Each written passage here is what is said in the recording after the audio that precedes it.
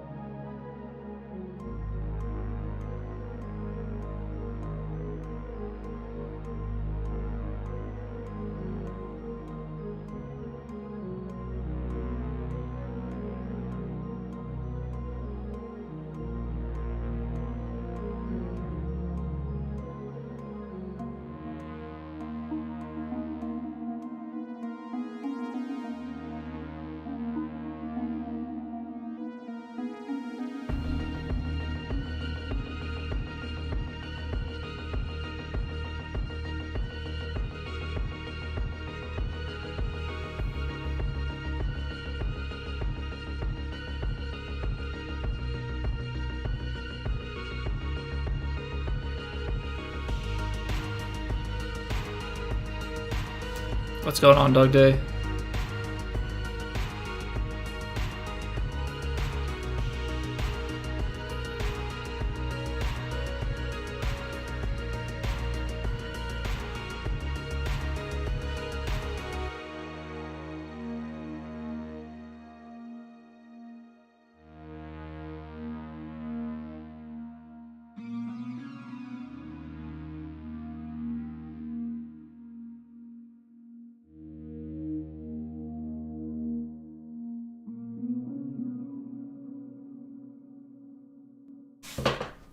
Going on, everybody? Welcome back. Happy Wednesday. Apparently I not have some stream muted, so I'm about to hear myself in a second, which I don't love.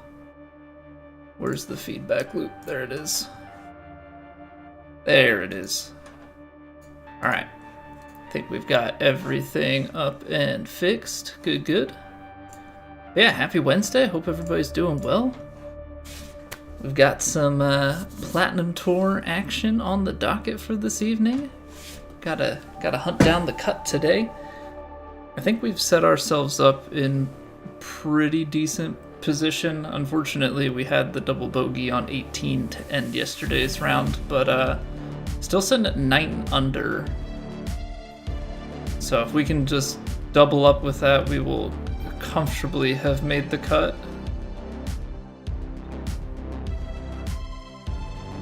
So what, they're giving away Hero World Challenge stuff? Didn't we? I feel like they've given this stuff out before.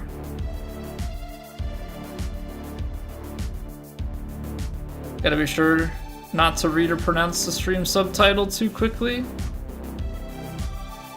Wait, what?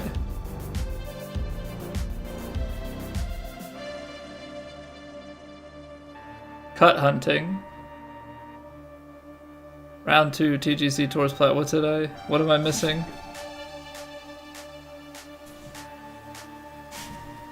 Yeah, I definitely have that already. When a signed Tiger Woods PGA Tour 2K23 poster.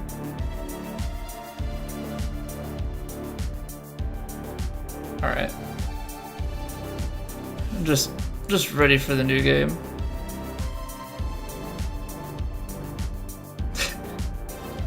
conflate the two words, just take it out part of it, gotcha. Yeah, gotta be careful with that. Hey, what's going on, Lance? I've been well, how about yourself? Good to see you.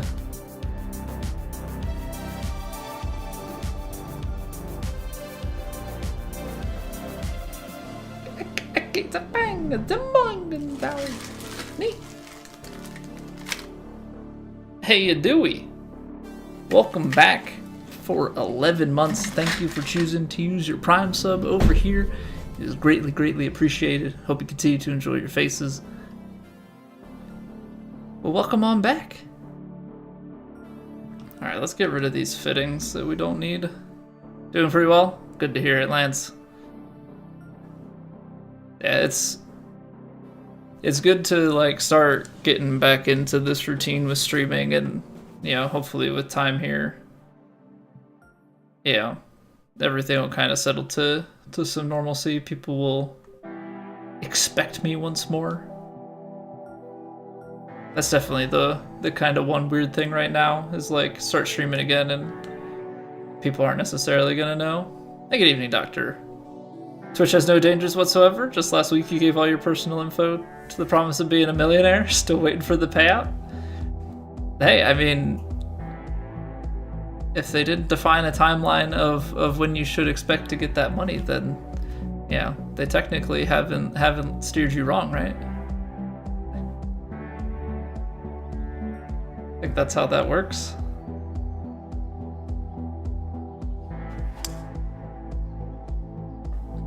Alright, let's get the swing going, get some tempo. We can get things tempo-licious. Set ourselves up nicely for Plat. If we end up, you know, being real bad with the tempo, then that could prove problematic, but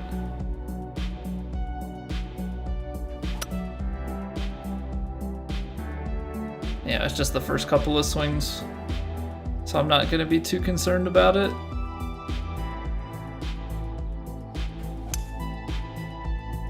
It's a little bit better, although it's also a little bit under hit.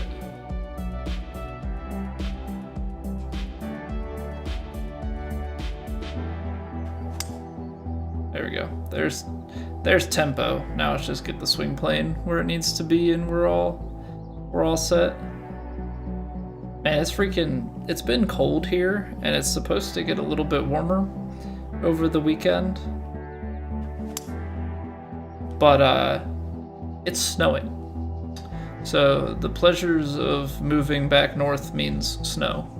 I guess we're supposed to get like an inch or two tonight, and then it's supposed to stop. I think we're supposed to get I think we're supposed to have it go up back into like the 40s and 50s over the weekend. But then I think it's supposed to be like, I think Thursday next week they're predicting 8 to 10 inches. I haven't had 8 to 10 inches of snow in a couple of years. Because being down in Virginia, we weren't getting much snow. Turn the volume up, hold her close. That's not good. I gotta lower my voice then. Don't want to wake the child. Don't want to get in trouble.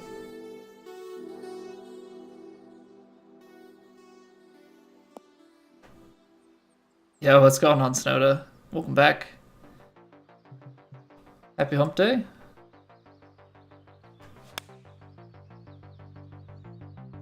Alright, tempo's a touch slow.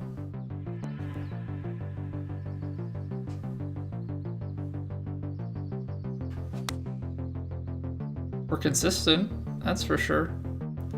Everything's kind of floating around that same point.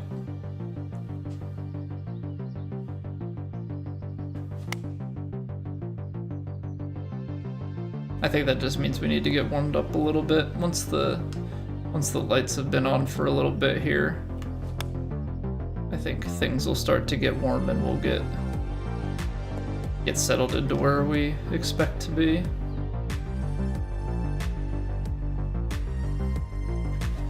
I see it,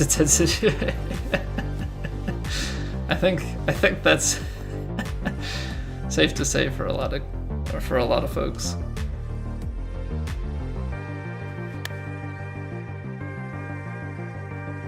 Although there's layers to that, because there's some implications that she saw it before you. So you must be pretty special. Alright, let's get out to the course. I think we'll probably play some Elite. Take a look at what the Plat settings are. I'll try and be better about that. I didn't take a look yesterday until later. So let's see if we can't find one of these that gives us maybe something kind of similar on like green speeds.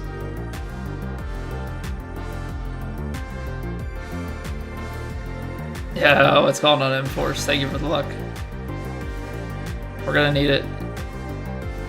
Man, I'm a bit bummed about the way we finished that round. Very firm, fast. Okay, so it's just we're looking for 155s.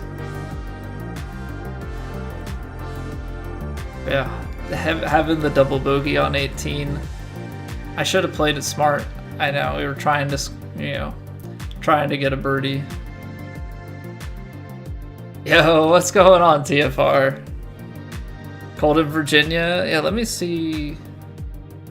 Let me see the temperature down where I was. It's 40. It's still pretty chilly. I mean, relative to what it's been, it's 30 here. So, 10 degrees colder and snowing. And then we've got wind advisory from 1 a.m. till 7 p.m. tomorrow. 15 to 25 mile an hour winds, 45 to 55 mile an hour gusts. So, yeah, we'll see how that all shakes out. Default green speed. A little bit below fast. See if kinetic has something quicker, maybe even CC. After the accident.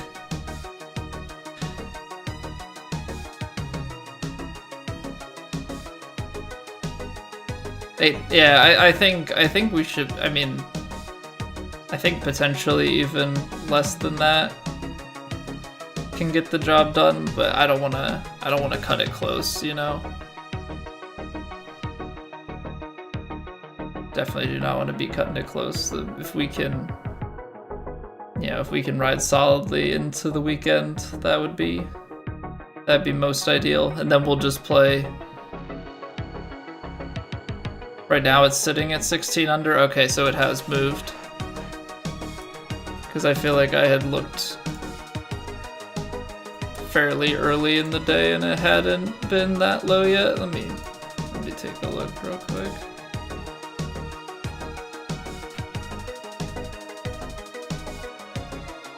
Oh, it is gonna definitely move to 17 at least. M-Force.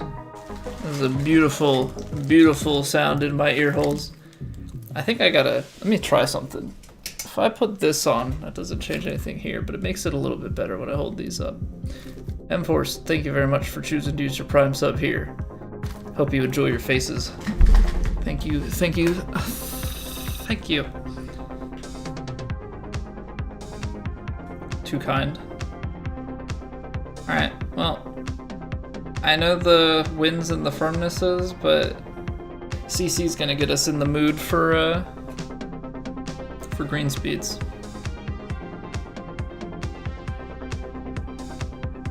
Thanks for the content. You're welcome. I'm glad you enjoy it. You know, there's always gonna be the self-deprecating side of things, you know. So the fact that people enjoy it is always a good thing to hear. So sorry. I'm sorry. I'm sorry. I know it's a very touchy subject. Don't want to get you all worked up.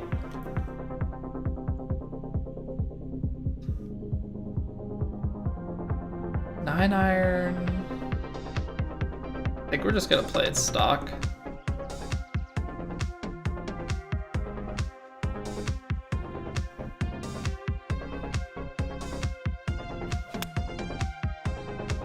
really just hitting that little bit slow. I mean, it's consistent. That's 3 days in a row with an eagle hole out, by the way. I'd just like to point that out. It's been a solid return. I think we've hit one with a lob wedge, which I was like, all right, it's a lob wedge, no big deal. Like, that's a pretty short shot. And then we did it with the 6 iron. Now I've done it with the 9 iron. So, yeah. Things are going pretty well. Red fast meta shit, yeah. Baby slow is here to stay.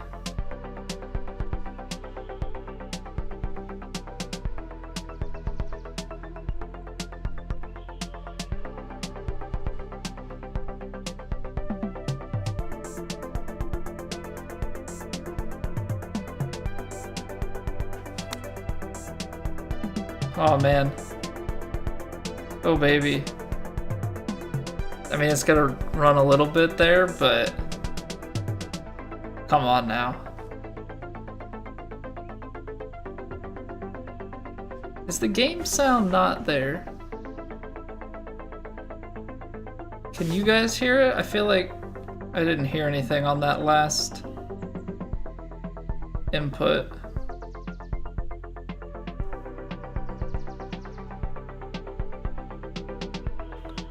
There it is. I heard it there. I think it was just that swing input was wrong. Everything is louder from yesterday's stream for you? Did you happen to turn your volume up on your end? Like on your computer? Because I haven't adjusted the volume of anything.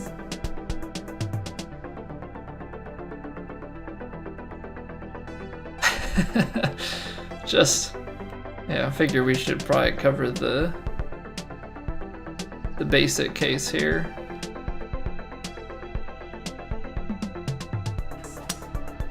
Because I legitimately have not adjusted a single thing. Cochlear implant, no joke, it's been life-changing. Oh, I bet. I mean, I know you've got to have, you know, the like port or whatever, but doesn't matter. Like, the amount that gives you is just crazy. Science is awesome.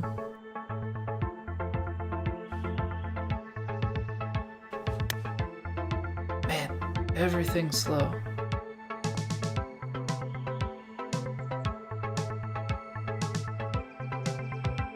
Implant it in your head but connects with the magnet. Okay. Yeah, I guess I wasn't sure if it was like how that connected. I just kind of assumed port, but the technology is even better that it doesn't need that, which is sweet.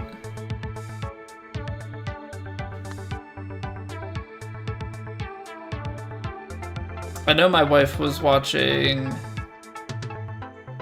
was it The Bachelor a couple seasons ago, and I think one of the girls on the show had one.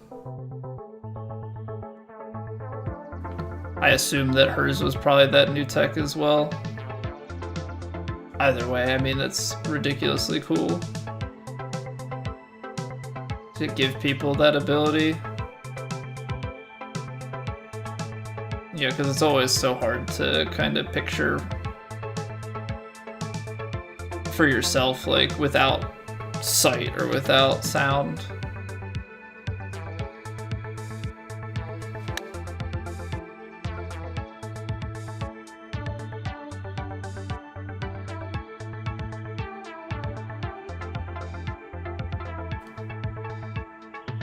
I know for myself personally, like with either thing, like I'm not at a point where I need glasses. Sound is fine, like it's definitely something you take for granted, but the fact that that sort of technology exists is just like a really cool thing.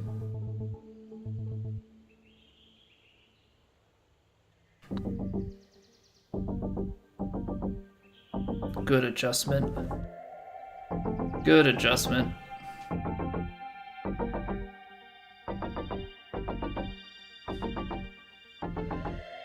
That's what you like to see. Okay, I need to do something at the top of my swing, so I stopped doing that slow. That's definitely the worst that it's been thus far.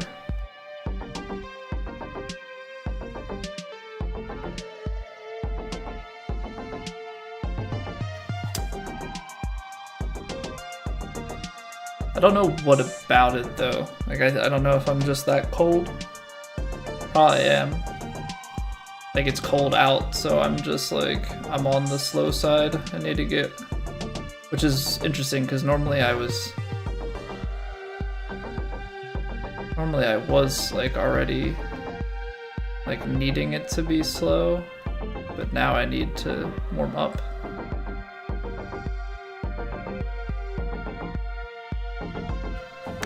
That felt good. That felt good. That was one that just kind of knew on the swing. Just got to get it back into that kind of feel. Just got a message about a package being delivered at 3:30 MST. It's 6. They're a little behind on that. Do I have the package though? So I guess it's fine. As long as you get your stuff. I always assumed like and I feel like every time that I had like a pickup or a drop off window from UPS that it would be like delivered by 8 o'clock or something like that, and it would always come at like 7:45. I was like, all right. Anytime that you promise me like a time frame, I'm always going for the end of day assumption. Which kind of along that same line, it's been interesting since we moved that the trash and recycling, actually the trash has been coming earlier, but the recycling people seem to come in like the afternoon instead of like first thing in the morning. So I feel like trash and recycling companies always are like up and at it. Wow, that actually chased through. I put some topspin on that because I didn't think it was gonna go. Hey, what's going on, Not? Good day, sir. Good day, good day.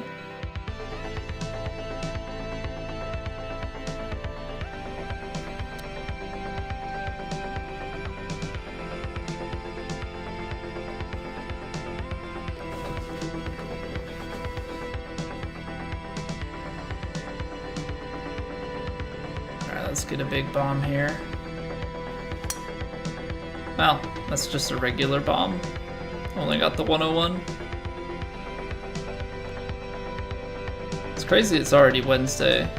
I was thinking about it, we're like getting to the point where it's like we really don't have that much time until like that end part of the year, because when it gets to the end of the year here, like I take off from Christmas to New Year's. I'm actually taking off like the Friday before Christmas to New Year's.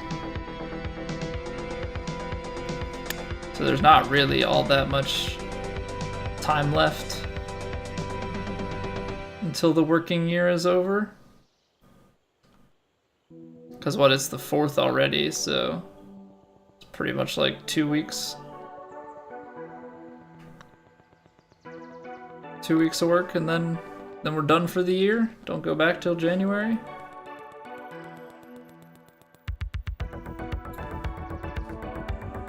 I'm still trying to, I have to figure out as far as like what streaming is gonna look like around the holidays, because Christmas and New Year's are both on Wednesdays. So we probably won't stream New Year's Eve. Actually, I don't know. I'll have to talk to my wife, because depends on if she's gonna just sleep or not, I guess.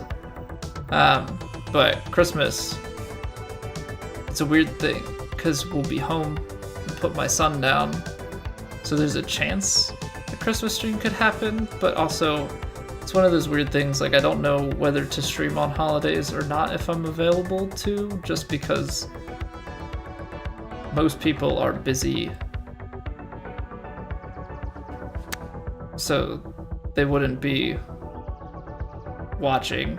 So yeah, it's kind of like a toss-up. I'm a software developer. How much is this gonna break? I feel like this is one of those ones where it just, they kind of crash off and then that last section has more break.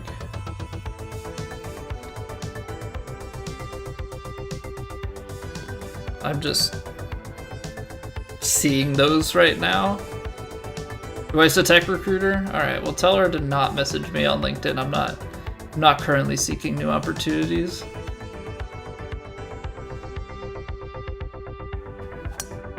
Actually kind of funny that 2 nights in a row we're bringing up LinkedIn.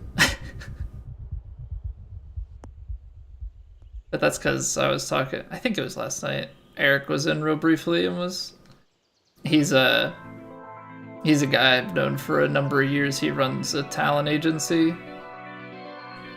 So he said he's been posting more on LinkedIn than on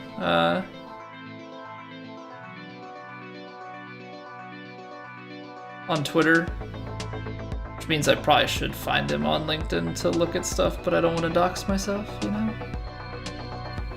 That's slow. Slow's not good here, because I think that's going to leave us short on the hill. Yeah. Not going to do that. No, I'm messing. But I do wanna follow, or at least check in on some of the things. I like reading some of the insights that he has just into the content creation space, because, you know, being that he and his wife, you know, run an agency, a lot of info, just know a lot about the content creation space and things with advertisers and our brand deals and all sorts of different stuff. Like I think it's very interesting to hear from him.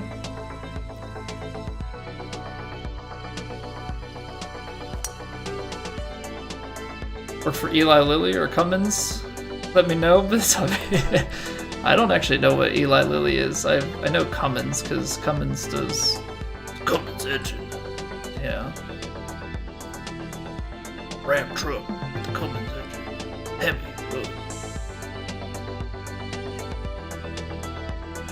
Pharmaceutical, okay. Talent agency has grown pretty large now with the streamers they sign. Yeah, I mean, from what I've seen, and I know they had joined with another agency at one point, and then had gone back solo. Has it gone back off again? Or like, are they with somebody else now?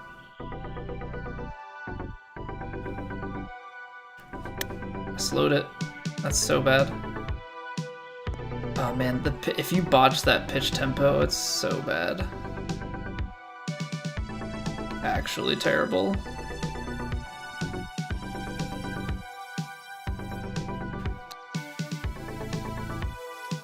Oh, too far. Some tweet about another. Yeah, I thought I saw something a while back. Wow, Doctor, that was right on the nose. I can't believe you just gave up that information so easily.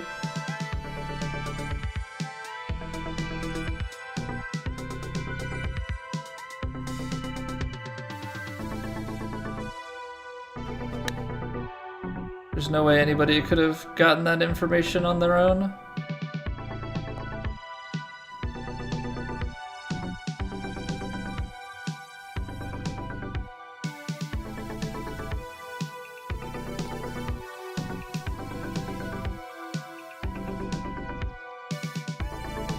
But yeah, it just like when I saw him pop into stream, it had me thinking that like I hadn't seen anything from him on Twitter in a while.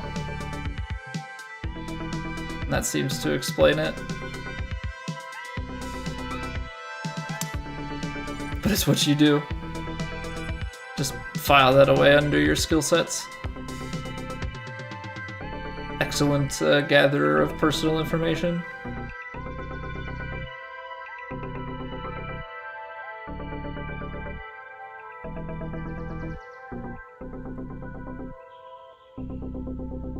Alright, this is gonna kick out.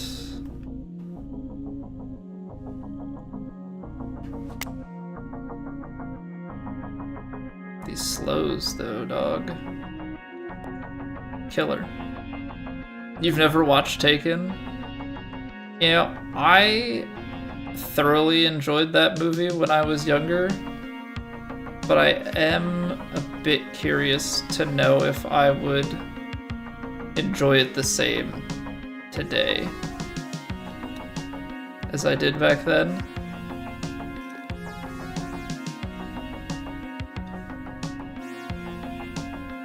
Like, does it actually hold up, or is there just some bit of nostalgia that I have for it?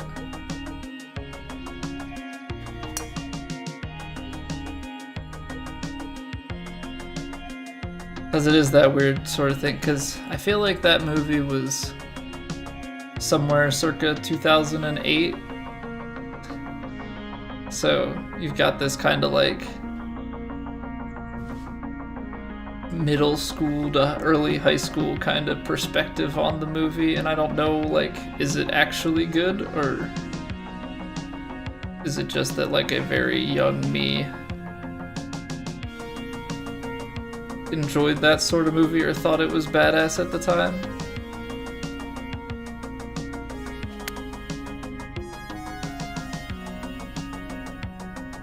Adjusted it correctly, but it definitely went way more to the right. Okay, seems like John Wick before John Wick. Oh, I love John Wick. But Taken, I think, is PG-13, so it definitely can't quite be John Wick, you know? We can't stretch it all the way to that comparison.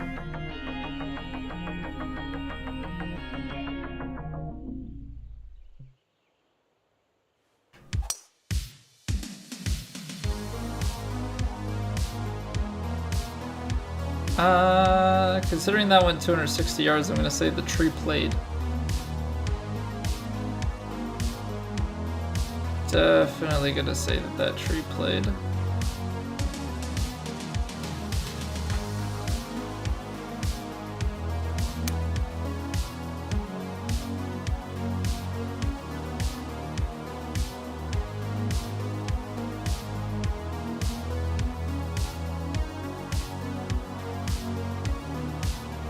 It's still, at some point, my wife and I are gonna have to bite the bullet and just get like a 1 month subscription to Stars or whatever so we can watch John Wick 4, because it doesn't seem like it's moving off of that streaming service anytime soon. So like we've still just been waiting.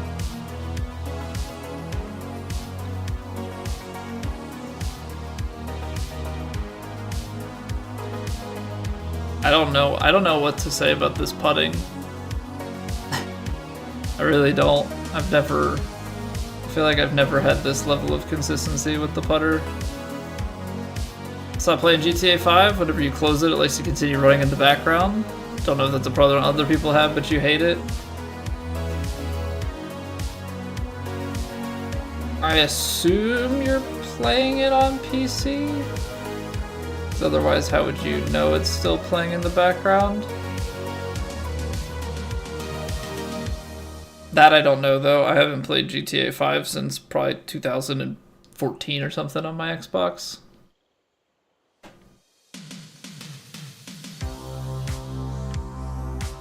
think we gotta just go...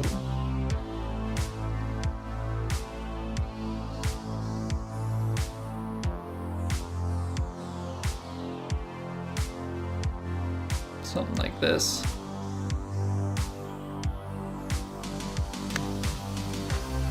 See, I can deal with baby fast. Baby fast, baby slow. It's like just a hair off the mark of perfect, like we're good. Yeah, but on Steam, okay. Yeah, I don't know. I know, I would think with just like how big that game community is and you know, the role playing and everything, that there would be a good amount of info. Like I'd always start with like Reddit or something.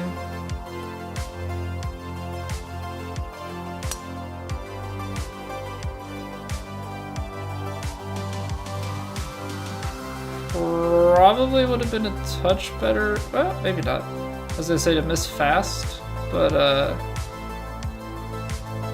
thinking about how that kicked, don't know that it would have mattered. All right, this is technically bunker. So if I want to land you here.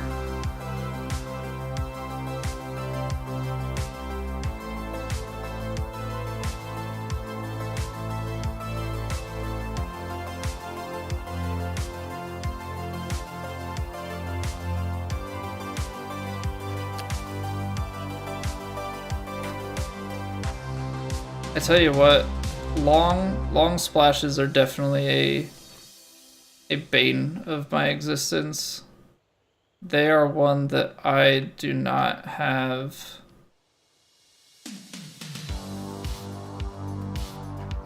quite the comfortability in.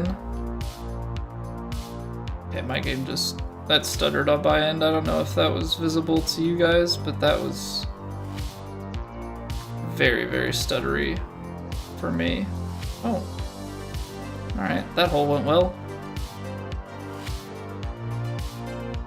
Private lobby was better for GTA 5. Some of the minigames would boot you into a public lobby afterwards.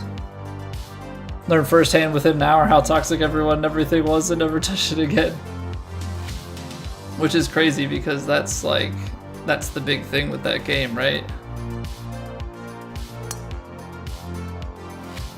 See, it's been so long, and I just don't think time-wise, like I don't feel like it's the type of game that I would stream, and just like time-wise, like I don't know if I'll play GTA 6.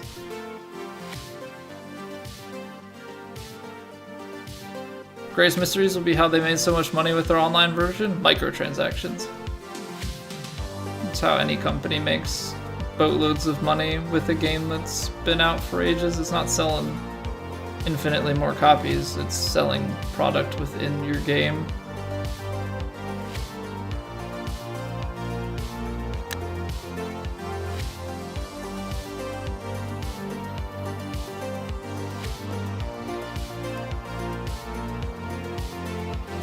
GTA 6 will be fully online with how large and moneymaker GTA Online pulls. Well, and also, like, are they gonna pull some sort of system off with, you know, I kind of thought that might happen. But like, where assets load in.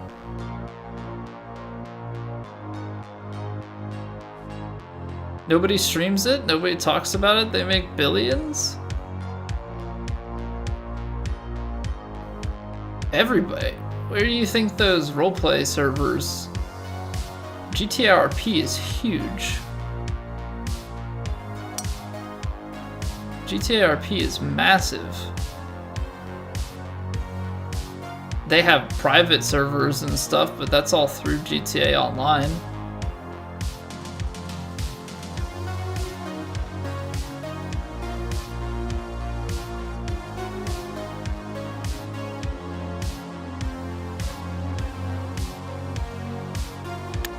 That's fast, but that's okay.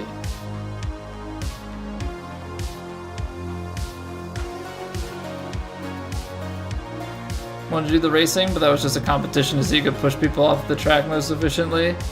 Definitely miss Midnight Club. I have very fond memories of Midnight Club 3. Dub Edition, where it's at. Yeah, what's going on, J Fields?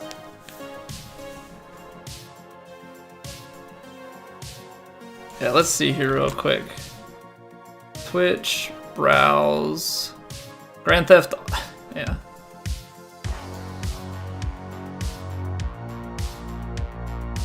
Let me find OBS.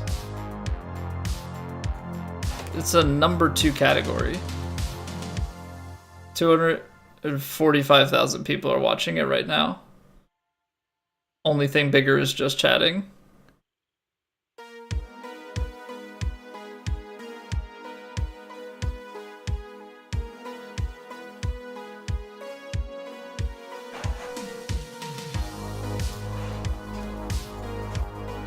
Don't have to buy anything for RP. Let's see if I can find anything on GTA 5 is the number 6 game on the Steam list. Currently there are 69,000, just under 500 people playing right now, peaked at 175k, and that's just on PC. I doubt that all of them are playing single player or role playing.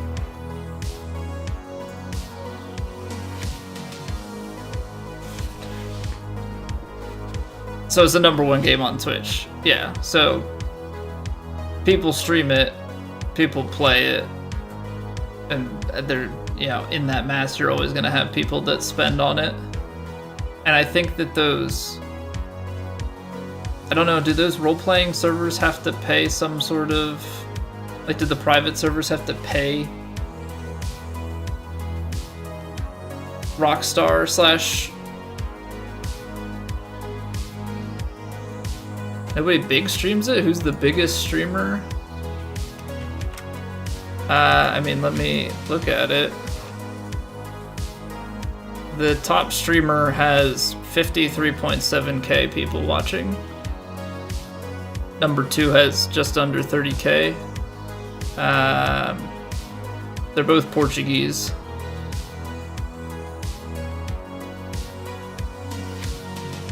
English speaker at 12k, 6k, 5k, 4.5, 4.5, 3.5, 3.3, 3.1.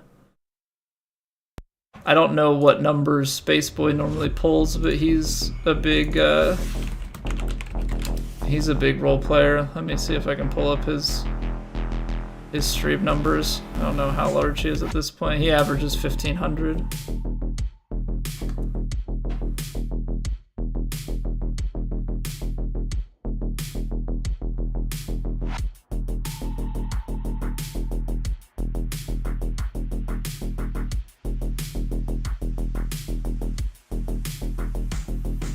I mean, I think it also depends on what you deem as large, and I mean, the role-playing scene, from what I understand, I don't watch it, so I'm not gonna know all of the names firsthand. But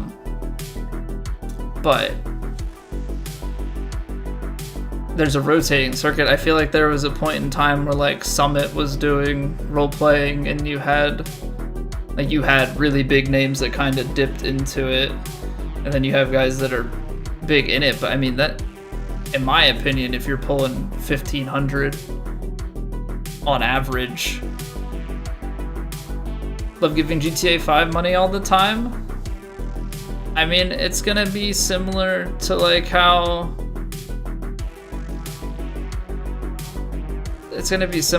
people pay all the time for FIFA packs, but I don't think people go around bragging about how much they spend on FIFA packs.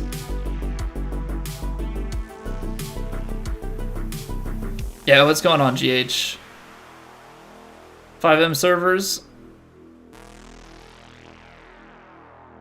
still huge. I don't know. Yeah, I don't know anything about. Yeah, like, I'm not gonna sit here and act like I'm an expert on the GTA role-playing space. It's a money laundering scheme, you're convinced?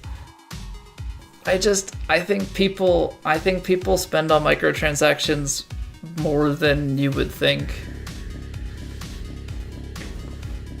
You know, for every one person like me that, like, doesn't spend anything in microtransactions in a game, there are gonna be people that spend hundreds, if not thousands. Cap value is Final Fantasy 14 players, roommate specifically 10k USD.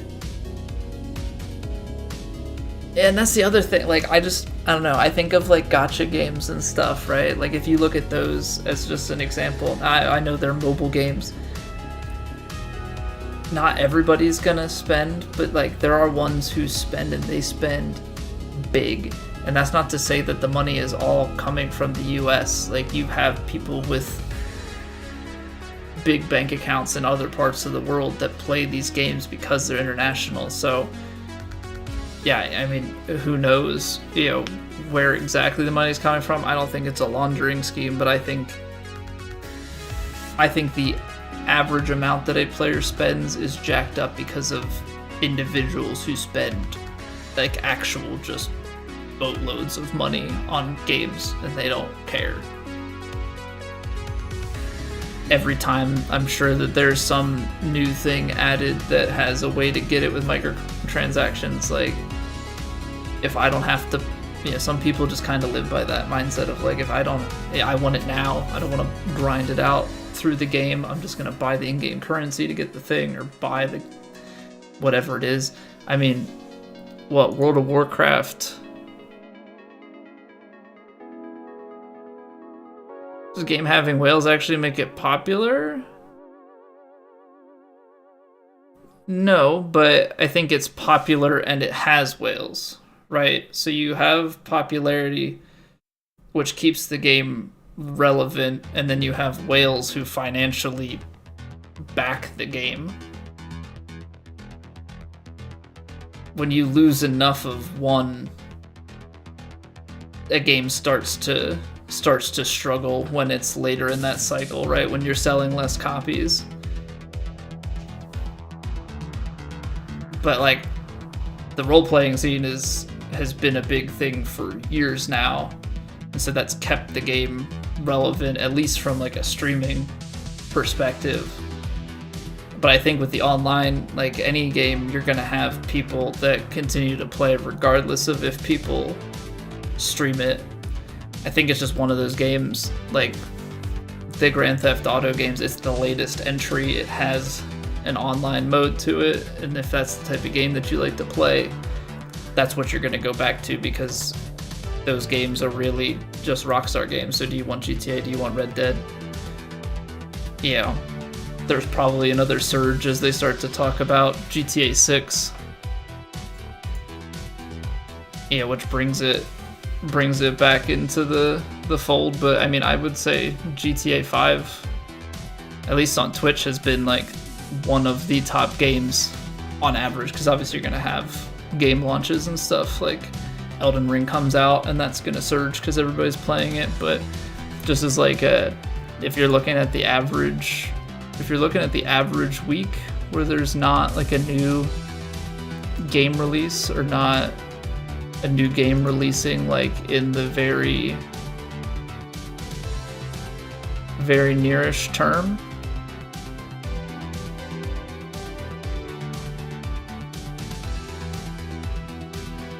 you know, then you're gonna see that up at the top. I mean, I'd have to do more research. Money laundering still the best answer you've heard? I mean, if that's what you want to believe, if that's the case, it's one of the biggest and like most public money laundering things that, you know, I would have ever known to have happened. So I mean, believe what you want. I choose to believe that it's a popular game and it has people that enjoy it enough to just spend a ton of money.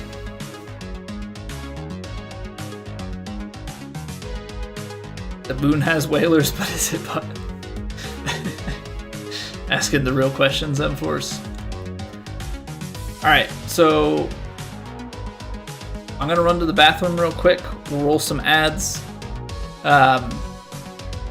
We'll roll some ads here so that people don't get pre-rolls when we hop into Plat. We'll get into Plat right when we get back here. So appreciate y'all watching, appreciate y'all being here. If you have not followed the Twitch or sub to the YouTube already, I would greatly appreciate it.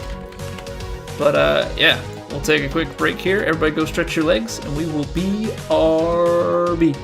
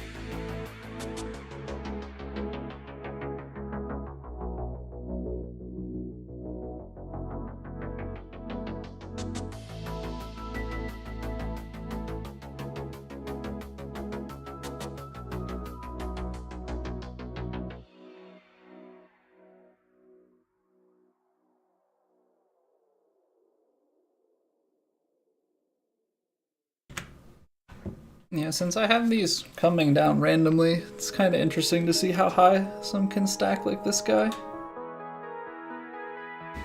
Get him out of here. Alright. If they join while the ad is rolling, does that count as a pre-roll? I mean, if you're going on a technicality, I guess so. I also don't know how that works though. Like if you roll ads and somebody joins, I don't know. They might be excused from it, but then obviously they're sitting there with the ad rain going on. The one that makes it to the top of the screen, right? High, very firm, firm, fat. It's like a little mini game, you know? See which one can stack the highest, or if any, you just stay as like a one stack.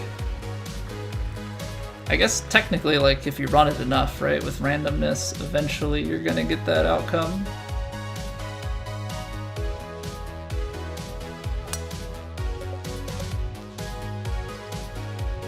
Alright, and we're off.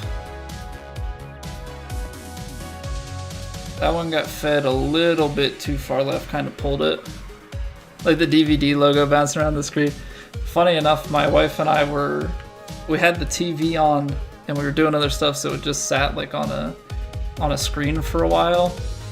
And all of a sudden, the Samsung, like, it went to a black screen and just said Samsung, and it started moving. I was like, Catherine, I was like, babe, look, is it gonna hit the corner?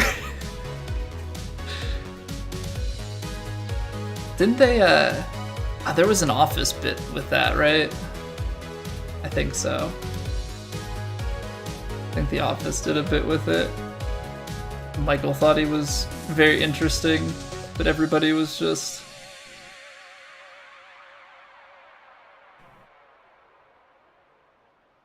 watching that.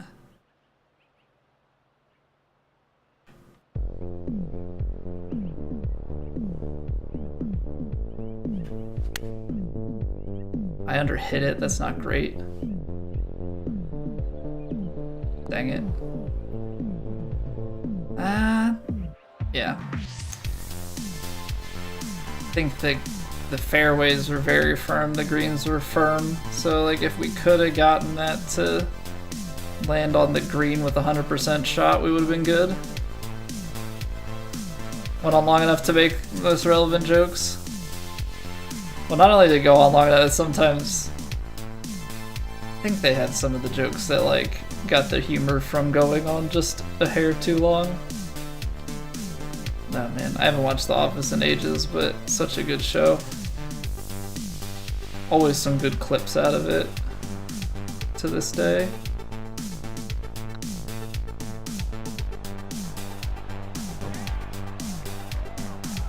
Alright, we'll take a birdie on the first.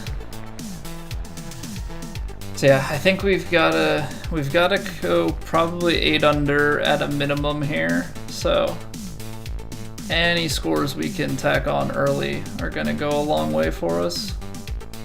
Hey, what's going on, guy?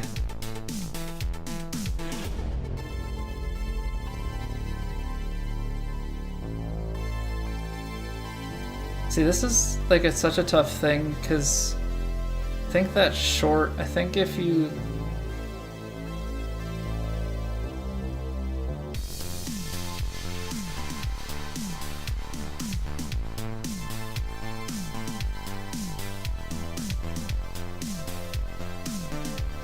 such a tough pin. Baby slow.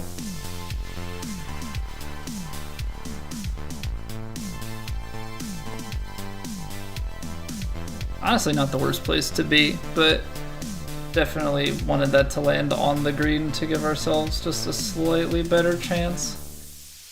But we can still chip this in.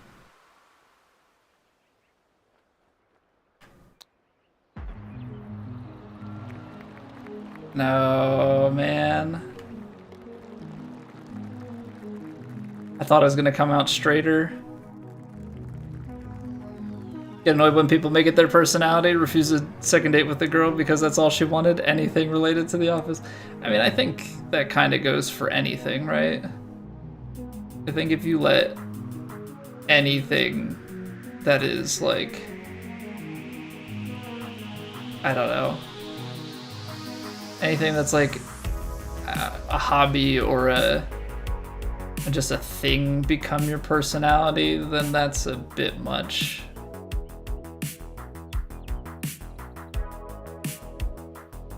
I don't know what to do with this, by the way, because very firm fairways, I feel like we could, I don't know, like if we try and carry this further, and I'm gonna loft it, I don't know though. It's gonna hang out to the right hand side and kick left. It's just a matter of like how bouncy is this gonna be. That feels forward enough to be okay. People your age, the office is the most prominent one. Yeah, I mean, I can see that. But yeah, I just think that's just like a general thing that people need to. Things and hobbies should not be your personality. Like, my personality should not be golf or Twitch, right? Like, yes, those are things that I enjoy, but it's just also not like it's not who I am, it's just something I like.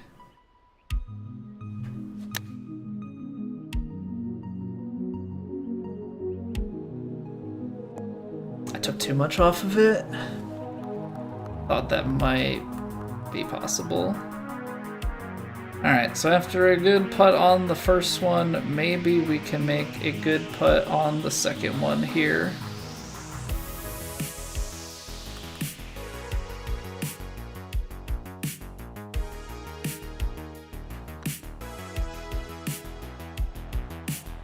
Oh, we can. Oh, we can. The putter's back.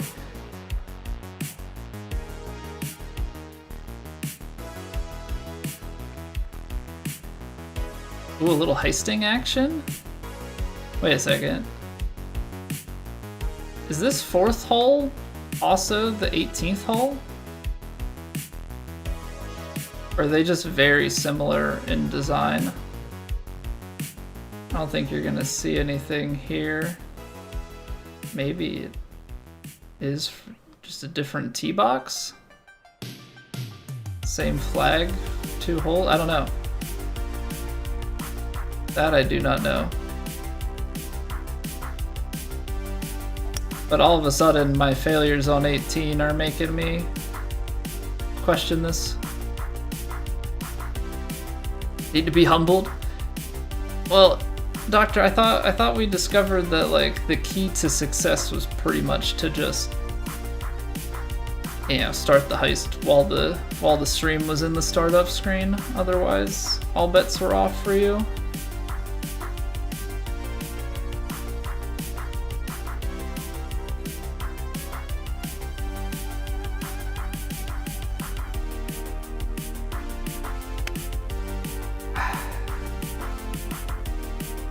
Man.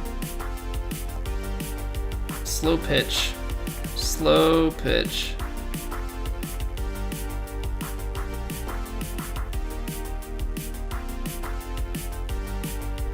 That stinks.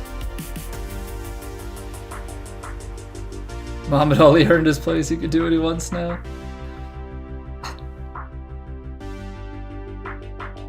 Yeah, who am I to tell Muhammad Ali?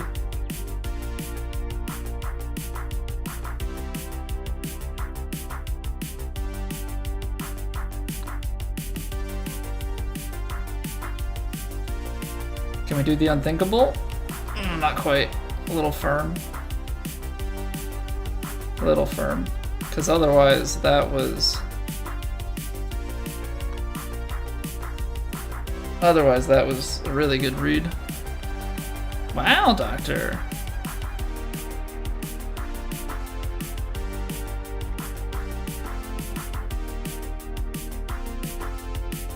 Other way to it is try to not test it. Yeah, one for one. We'll take the 100% success rate and call it good.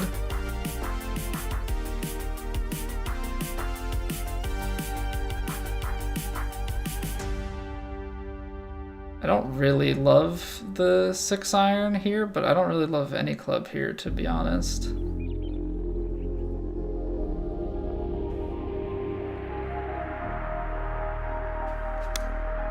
Baby fast 101, it's gonna be long, but like, I don't know, when you're taking 6-iron here, like I don't think I'm really in the business of pin seeking.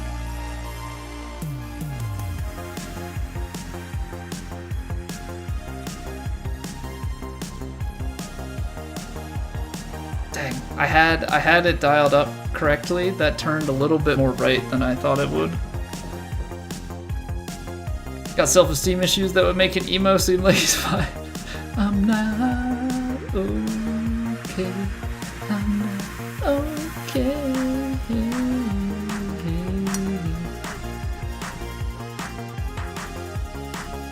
Big MCR fan, yeah?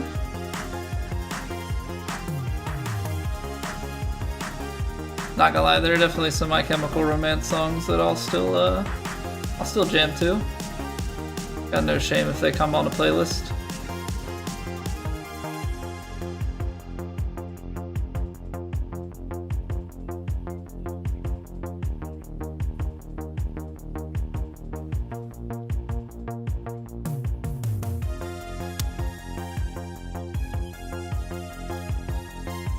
I like the line, but it's just, I think, a little bit too short.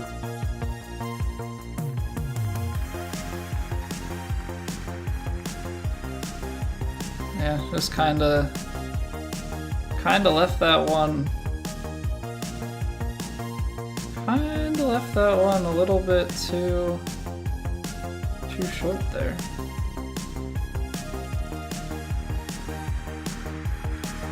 And that one's low. Dang. Snapped a little bit on me.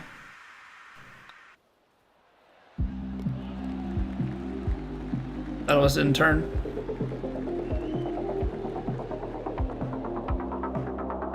Welcome to the Black Parade. There you go. The MCR drummer just died the other day. No way. I didn't know that.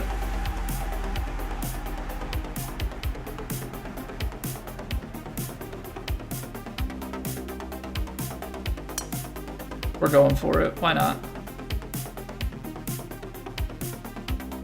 I mean, I think if we were really going for it, I needed to put a little bit of overpower. We're gonna find the green, but I mean, that was the perfect angle and aim to take. Because now, realistically, I mean, you've got to get it to bounce and go like 7 yards.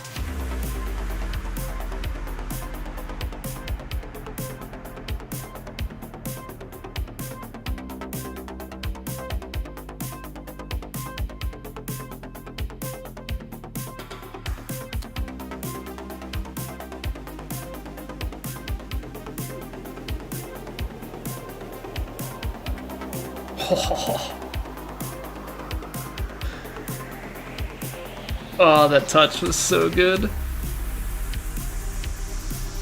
Went to go fill up the cars and realized it started snowing already. Looking like about an inch of snow tonight. Yeah, I think we're supposed to get like 1 to 2. We were sitting there eating dinner and my wife was like, is it snowing? And you go and look out and our driveway already has a sheet of snow on it.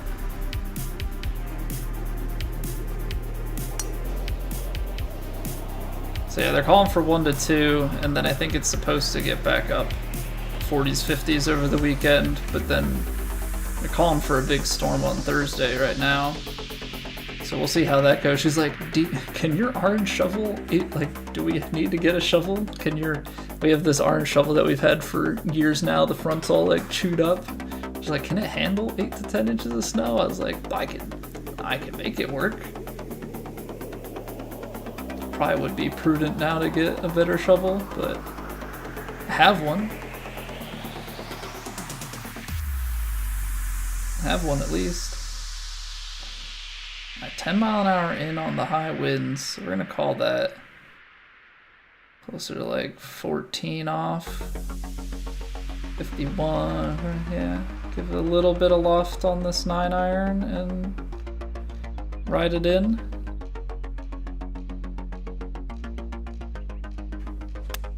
slowed it. Dang it.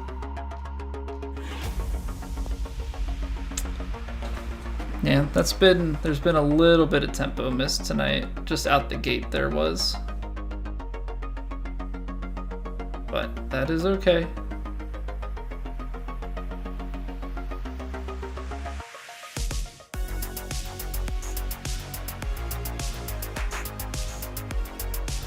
Because we're gonna make the mental notes and we're gonna read the chips so we can make some of them.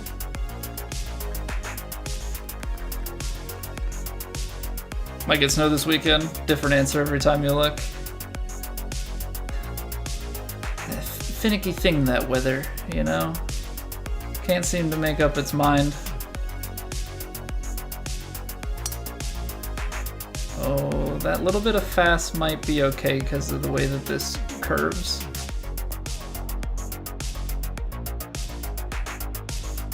Probably better to get that than to block it out to the right.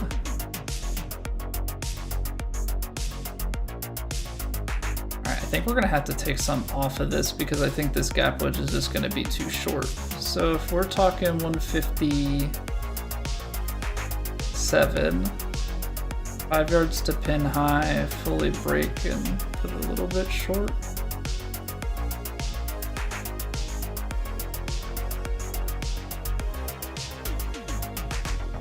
I slowed it. That was a worse slow than we've had.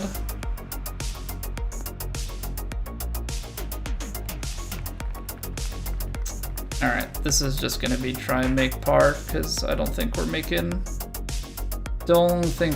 birdie from this break, but you never know. That's the thing, you never know.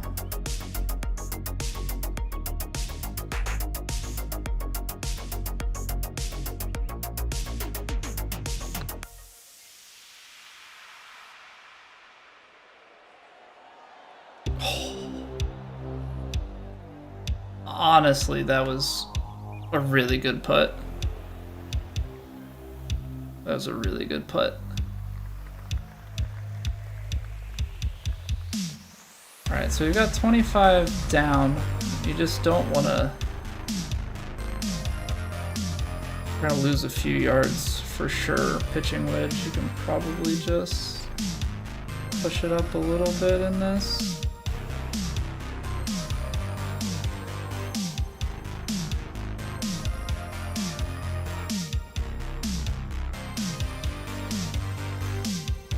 There we go, that felt better. Okay, I'm under-reading these winds. These winds with the downhill. Like I'm just missing them to the left to begin with.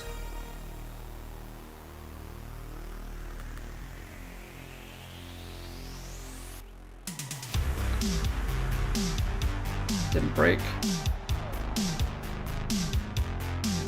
Didn't break. Made just a touch of a overcorrection there right at the end, I guess. Big numbers are good in golf?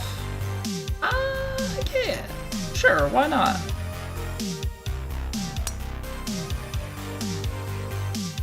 Big negative numbers, yeah.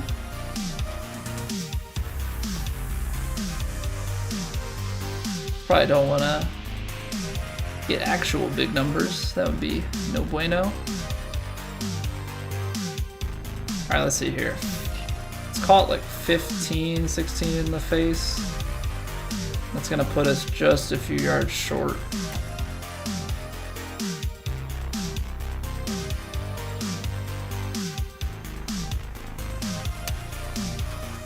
Baby slow.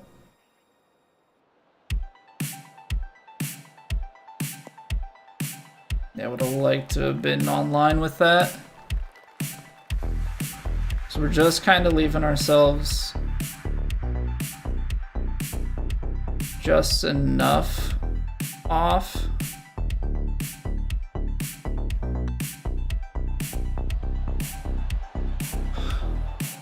And now the putts aren't dropping. Oh man. Made some early, and now we've just had a few here that can't quite get to go.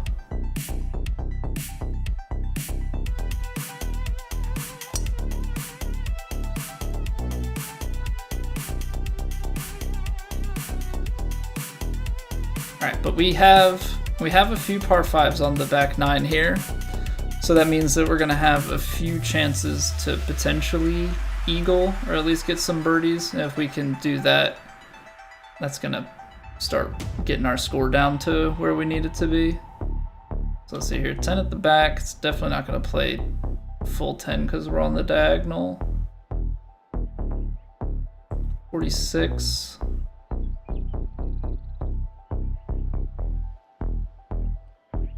Honestly, I think you can play the gap wedge and give it some backspin just with all of the everything going on at the back here. I don't want it to go running like too crazy.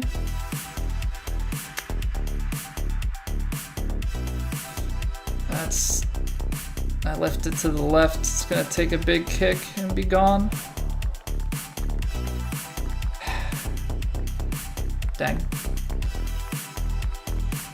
If I get that a little bit, if I get that like yard and a half to the right, that hits the green with some checkup. Hey, thank you, Scotty. How we doing today, sir?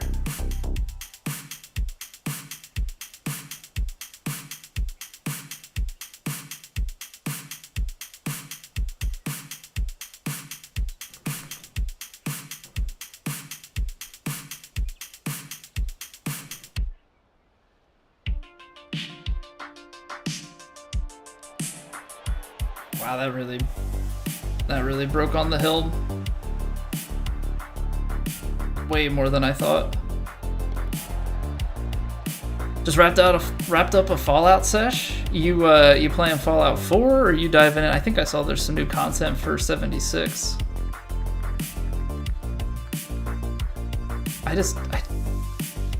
Is there a world in which we go for this? I don't think so, right? Like, even though I think you could get there. I mean, you miss this at all either direction and you're just done.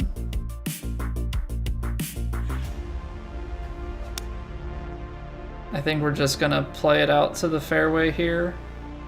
I maybe could have gone one more club. Nah, that bounces out plenty. We'll just go attack angle, try and get the birdie.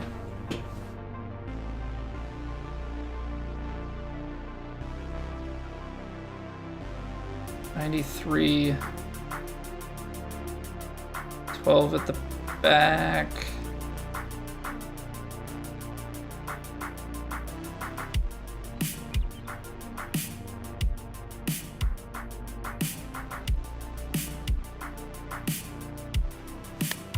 That felt good. Line looks decent. Okay. I wasn't sure how short I left it, but I definitely knew that we left it on the short side. Alright, 9 footer. That should be in makeable range.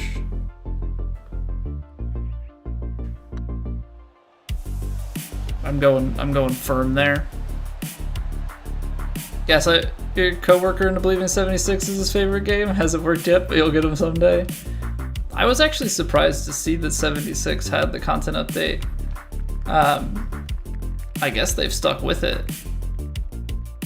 That game had a pretty rough launch. I didn't think that they had really been doing much with it lately, but I guess they've been continuing to work on it. Sounds like the game's in a much better place now than it was years ago.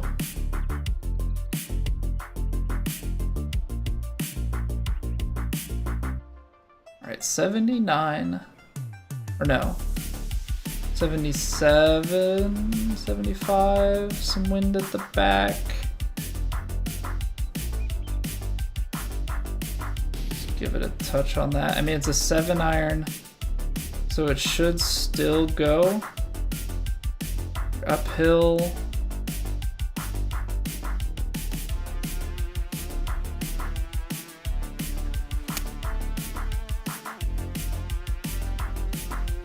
pretty decent. I mean, it's hard to go much more left.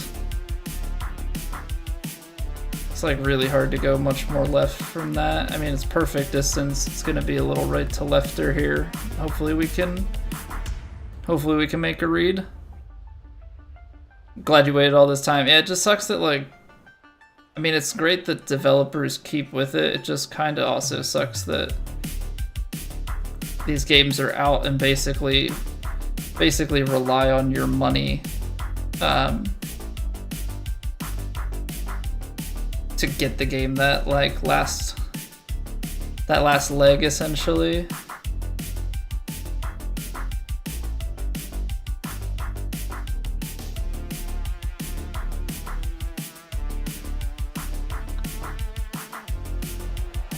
There we go. Good adjustment back in. All right. 3 birdies in a row. Makes games like Fallout 4 and Skyrim seem like 30 years ago. They've just been around since I was born, I guess.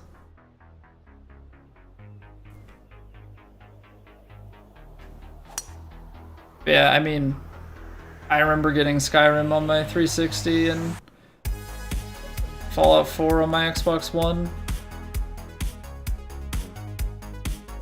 You know, it would actually be interesting, and maybe maybe there's some modded stuff with it, but it'll be interesting to see Elder Scrolls 6, because Skyrim, like, it sticks with me, those loading screens with the big objects, you like spin them around and like how long those took. But now that, you know, techniques are more advanced and you hide all that stuff behind crawling between walls or elevators or whatever, like, it'll be very interesting to see how they approach it, where they hide all the loading to make things, because I think that, you know, you get better as games go on. Like, I don't think the loading was quite as bad with Elder Scrolls Online. Like, I think you just kind of iteratively get better at loading assets. I think I have to go with this. 53. It's a 10-mile-an-hour wind.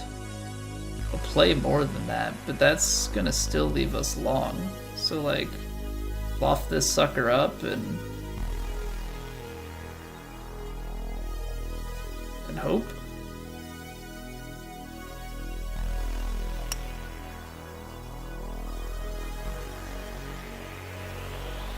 It's gonna be pretty good, I think. Definitely in the right vicinity. Left it a little bit left, but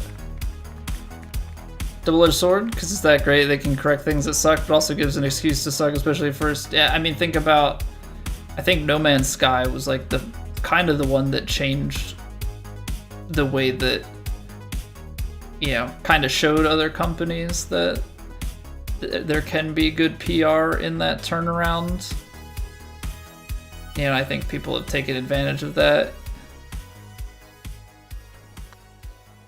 Yeah, between... Oh, come on, man. Just can't get them to drop. At least that one's only for Eagle, but we're peppering the hole now. Take their time, produce a banger out the gate. Yeah, I mean, because it's a product of a couple of things, right? Companies know with early access and betas and things that they can get money to pay for the development further. Which I think there are some pros and cons to that, right? Especially with smaller studios. Yeah, it can fund the fixing of the game and stuff too, which I think is starting to be more and more taken advantage of. But it's also, games used to not be patchable. Like, you had to do so much more dev testing, like so much more QA, because once you released that disc, that was your game.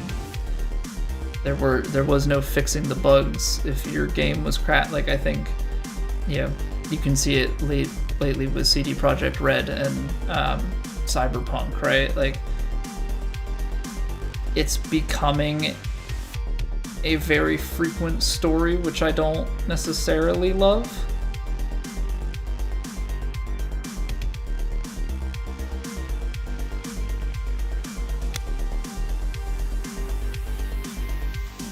but I don't know how you get it to stop. I think it's just kind of the landscape that we're in, to be honest. The only way is that, like, if you released a crap game and everybody, like, refunded it and gave it up quickly. But, like, otherwise, if you can build enough hype, people are gonna buy your game, and then you're gonna have the sales, happy customer or not. Oh my gosh.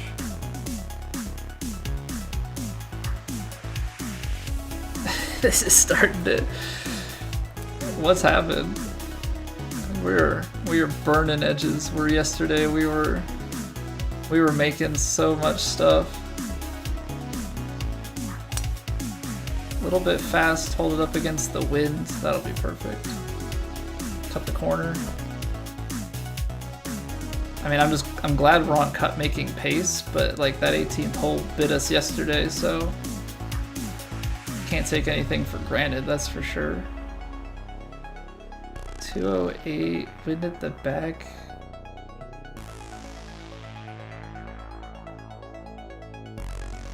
I mean, this is gonna go on and then long, right? You just start trying to kind of use that backstop to your advantage.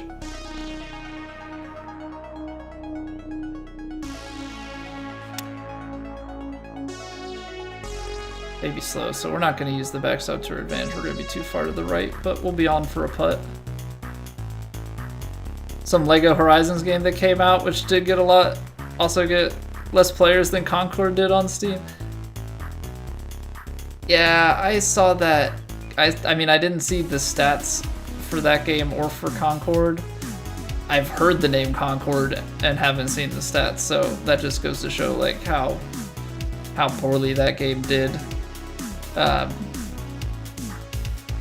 Yeah, now I don't know how it compares to masterpieces such as Gollum, but yeah, I saw that Lego Horizons game. I was like, here's a game that nobody asked for.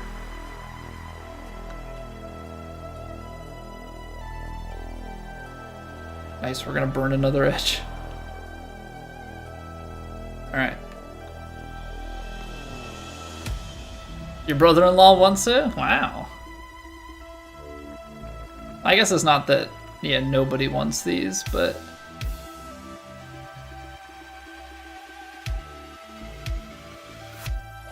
just that the number of people that wants them is very low. Loves everything Horizon related. I was disappointed by the second game. Now, I didn't play the first one. The second one came with my PS5, so I played it. I like watched a story synopsis and then I played the second one. I didn't like the way that the story ended. I don't know. Didn't enjoy it.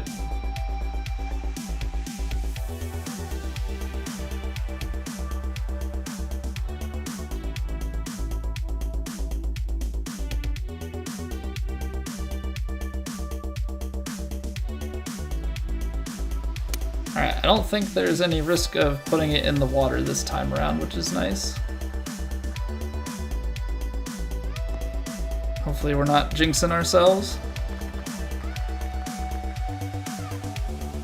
No, just the way that it, I don't know, the end of that game, TFR, like, I felt like there was a good stopping point, and then they went like just a touch further, and then it's like, alright, crappy resolve. I mean, it's been a minute since I played it, probably like 2 years since I played it, but I don't know, there just like wasn't like a good, didn't feel like a good resolution to me.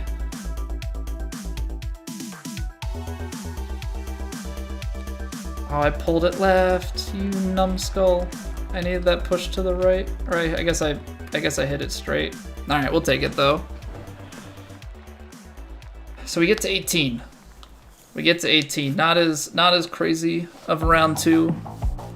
This one was a pretty bland 9, but we go 9-9, and we're in there. So we make a cut on our first first week back, which I would say is pretty impressive. And we're probably going to tick some people off here, because if we pull the tournament up,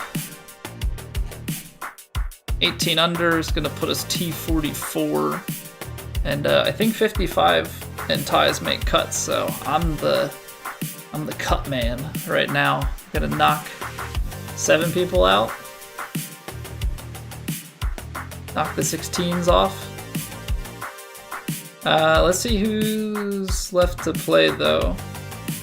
Got Trent, he should be an easy lock. We got me in there. Slow snap. I mean, I think these guys can make it. They're gonna have to really play a nice second round.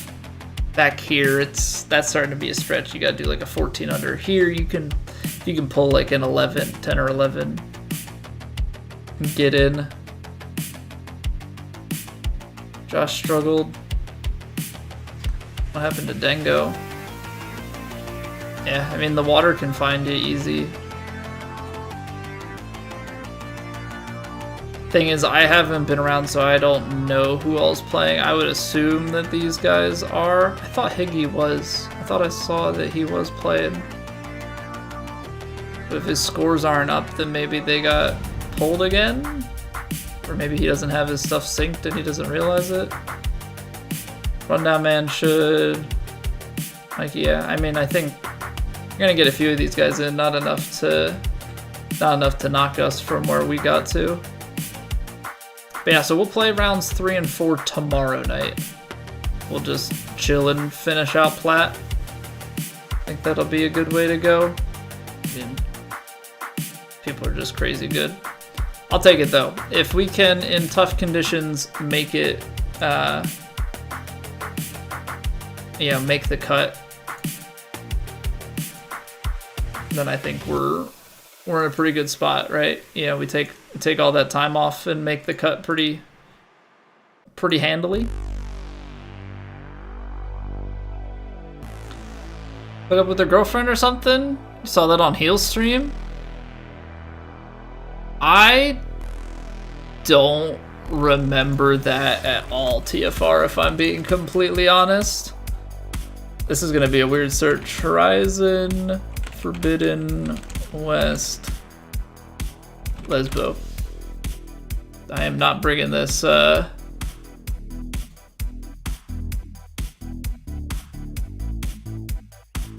Is there like a... Oh, you know what? That must be a... Okay. That must be a DLC thing. That must be a DLC thing, TFR. It looks like it's part of the, because what? Horizon, Forbidden West. There's a,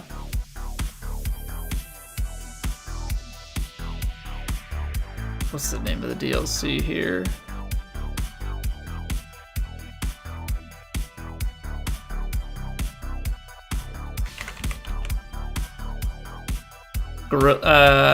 Burning Shores. Now, I don't know if the DLC expands on the story, but as far as like the main game, storyline is concerned, I didn't like the way that it ended. I had no idea about anything regarding Aloy's sexuality. Don't really care. It's a game.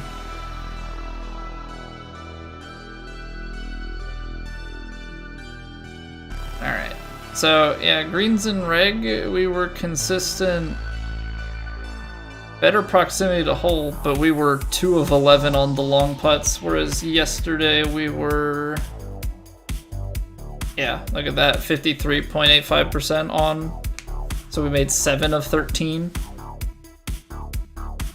So I mean, that was the big thing, is we just couldn't be stopped, whereas today we made all 5 putts inside 10 feet. But we just couldn't score the long one. So I mean, that's the difference there. We sink some of those that we burned edges on, and all of a sudden we're, you know, cruising into double digits. NSF, yeah. NSFW on stream. Get the big clips. Get the big boostage in viewership. You know, as people are, and then see that you get banned for a couple days so that people talk about you a bunch. It all comes back around, right? It all comes back around.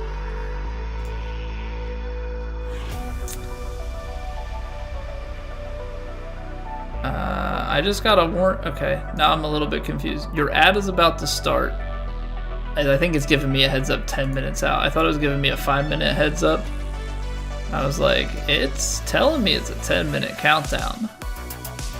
Usually bigger shit. Yeah, it's like you're already big and talked about so that people talk about you more. If you're a nobody and it's not going to get people to talk about you at scale, it's just going to get you banned.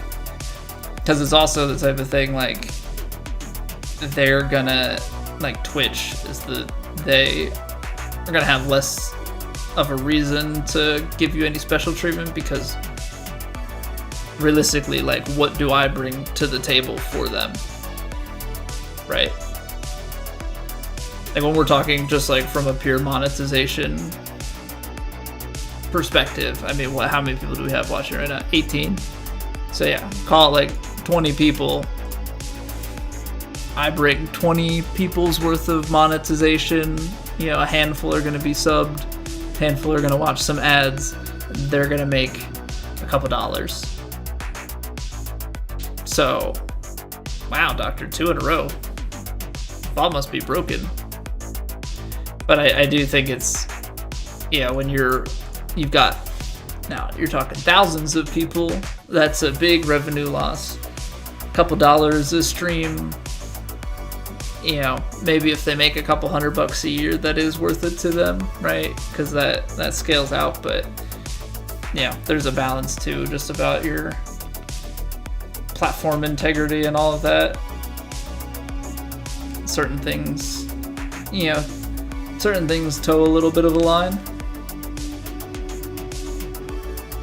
All right, so we've got, say, an awkward amount of time here till the next ad roll, so I'm not gonna, we'll try and space it out here on the rounds, so I'm not gonna dive into the next round quite yet. So we'll roll the ads here, we'll take a nice little break, and then we'll come back and we'll chill, play some elite rounds, play some kinetic rounds, keep on chatting and hanging out, and just see where things take us. So appreciate y'all being here. If you have not already followed the Twitch, sub to the YouTube, I would greatly appreciate it.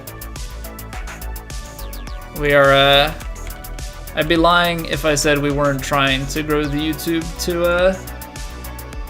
that 1K mark in any sort of near term. We have gotten a sub so far while we've been live. I don't know if it's from the stream or from just natural growth, but we're up to 778. So we're starting to close in on 800. Would be pretty dang cool to get to 1,000 here by the time that a new game rolls around. I know that's like a stretch goal, but we're gonna work for it. No, Doctor. That's not. Don't unsub to resub. Just make 200 or so accounts and sub with all of them. Right? That's because that way it's not botting if an actual person does it, right? All right, roll the ads.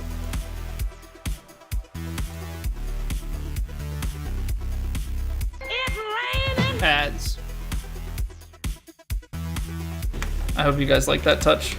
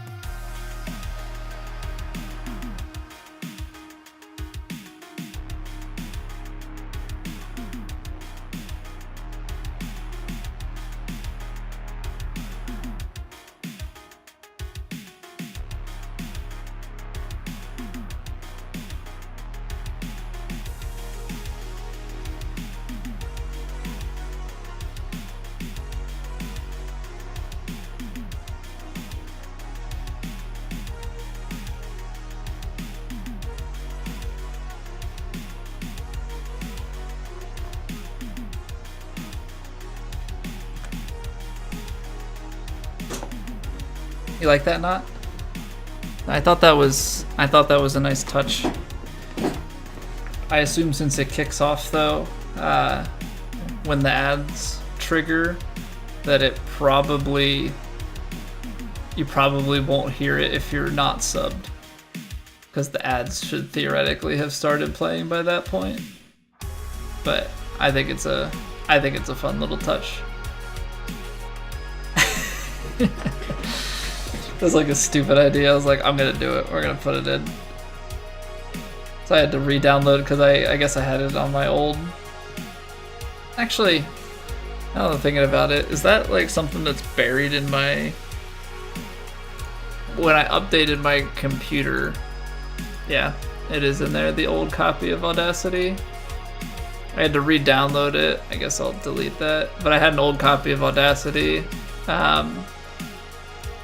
when I upgraded my PC and changed motherboard and everything, and I had to like reinstall a bunch of stuff, or like reinstall my operating system and everything. So I just made a backup and like have been dragging programs over and files over as I've needed them, and I've just been like holding on to this backup for a long time. But downloaded Audacity last night and I was like, let me just grab that little clip and we're gonna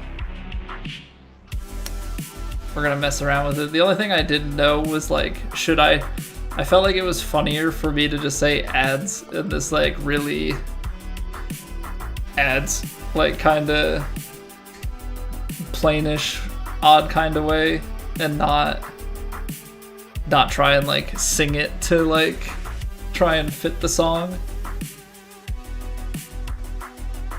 Just felt like the punchline, so to speak, was a little bit better that way. Contrast makes it more beautiful, thank you.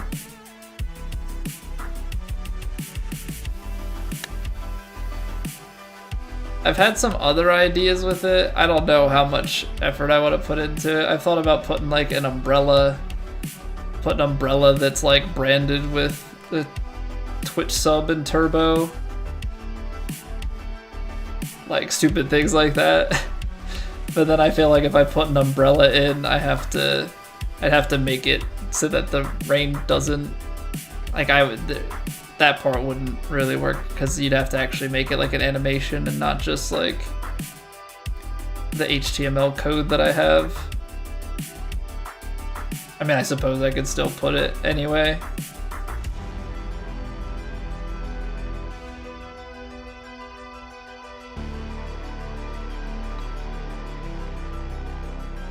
Of course, now we're gonna make the putts, right?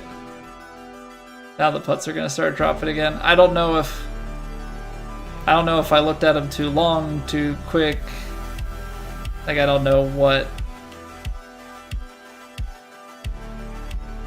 went on.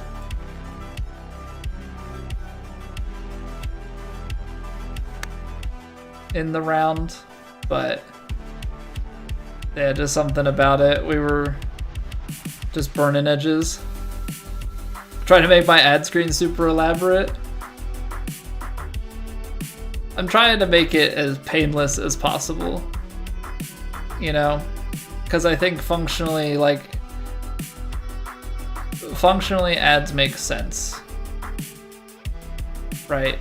Because they reduce pre-rolls so that people coming into the stream for the first time ever, or just for the day, aren't going to see them. Yeah, it reduces the badness of ads, right? Because they're no longer interrupting content, but everybody hates ads. But not everybody is gonna, like, I don't sub to rarely anybody these days. I just use my Prime sub and that's it. But, you know, so I'm sure there are a ton of people that are like me that don't, yeah, not everybody's gonna shell out, what, $6 now to not watch ads, or the like 12 or 13 or 15 bucks or whatever it is for Turbo. I mean, Turbo, if you don't care about somebody's emotes, and you watch a lot of Twitch, then Turbo's gonna be the way to go. But yeah, I'm just trying to make it as painless as it can be, right? Nobody's missing any content, and try and make the ad screen somewhat funny and unique. Yeah, because as much as I like to get ideas, concepts, whatever from other streamers, I always feel weird when it's like just a straight up copy of what somebody else does, right? So like I've been trying to learn different things from creators, like Pirate Software and stuff, because I have a lot of respect for him and just being from the same sort of industry and stuff. Like, but I don't want to just straight up copy how he does things. I try and tweak it, make it our own. Yeah, it was a few months ago. They updated that, and you also have the mobile sub prices just kind of caught up. I think they started with other countries first. Some countries got cheaper, most countries got slightly more expensive, and they finally updated the US and then their mobile stuff, which, I mean, regardless, never sub on mobile anyway, because you always have to pay Apple or Android, I guess the Google Play Store, a fee, on top of things. So just don't sub on mobile, even if you watch on mobile. If you want to sub and you're going to use not your Prime sub, do it from a computer. Save yourself the monies.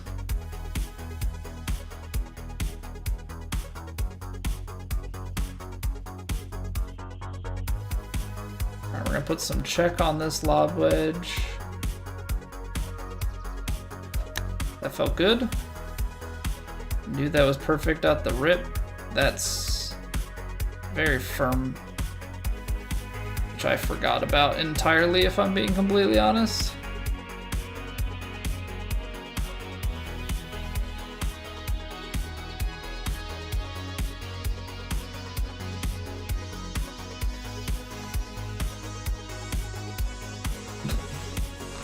Save the most money by getting gifted subs.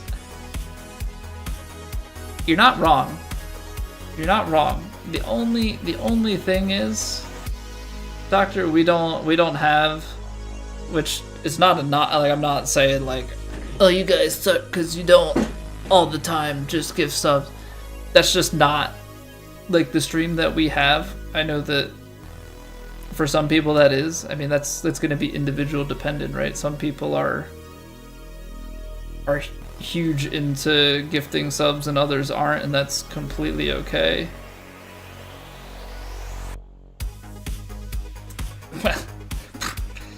Well, isn't that the most ironic thing? The guy who's talking about how cheap it is is paying for somebody else to have a sub.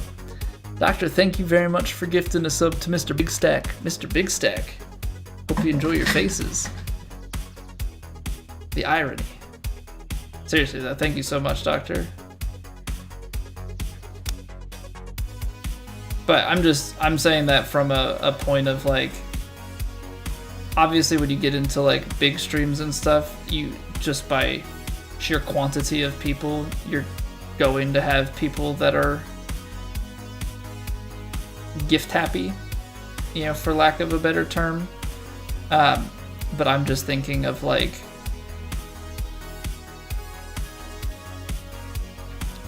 I know some small communities. I know some small communities were, who are, maybe they have 5 to 10 viewers on average, but they have someone who is a huge monetary supporter of the stream. Like, it's just individuals are different. I'm not gonna say it's the hand that you're dealt, but yeah, obviously there's a little bit of luck to it on the sense of those types of people finding you. But I mean, if you're just streaming for that payday, then you're gonna be disappointed most of the time.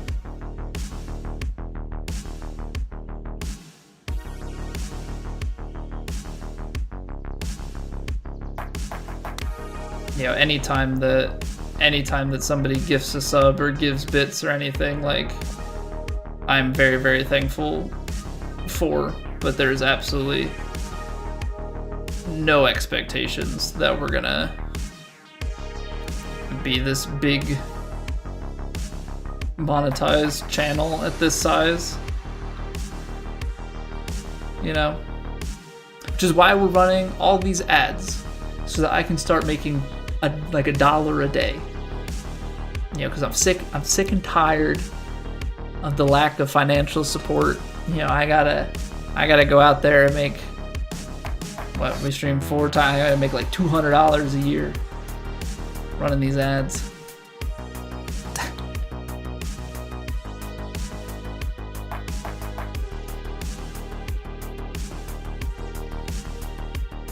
I am kidding, but it is an interesting thing with running the ads versus the pre-rolls. Like, it actually does make significantly more money, because ads without pre-rolls in like low numbers, because you get a lower ad cut, like you get lower ad share and everything, like there actually is a substantial difference by running the ads.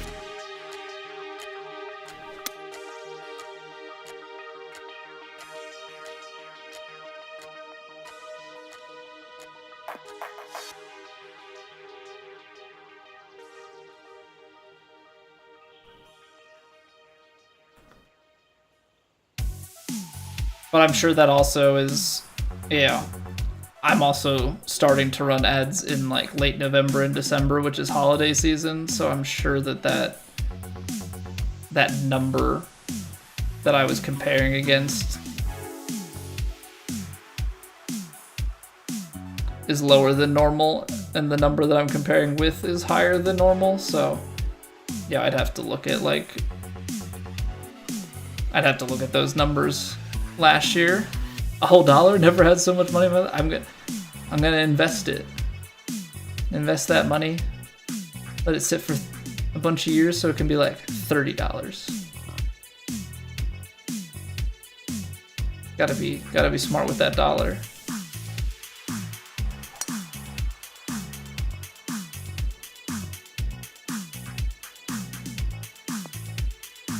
I was trying to be aggressive with it. I didn't need to. But I wanted to.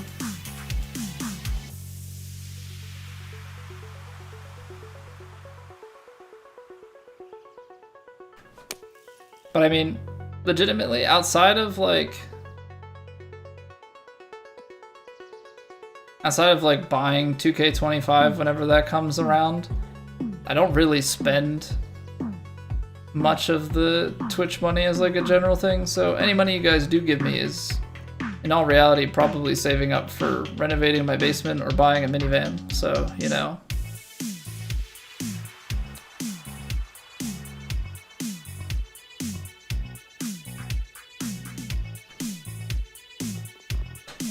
Turns out, by the way, that minivans are freaking expensive these days.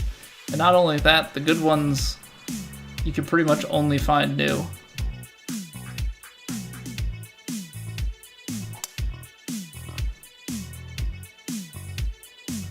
Because we've been a Honda family, like a 3,000% increase. That math sounds right. But you have to wait like 30 years for that interest to compound, right?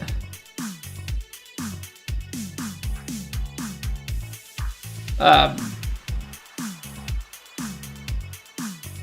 we were a Honda family. But from what I've been reading, the Odysseys haven't been as good.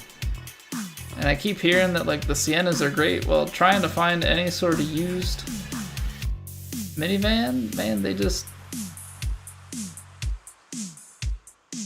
if there are any, they're just a couple years old, and they're like, you have like 40,000 miles on it, and it's barely cheaper than a brand new one.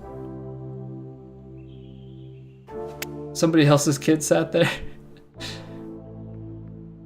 I mean, that could technically be true with any used vehicle, right? You don't know who was there and what they did before.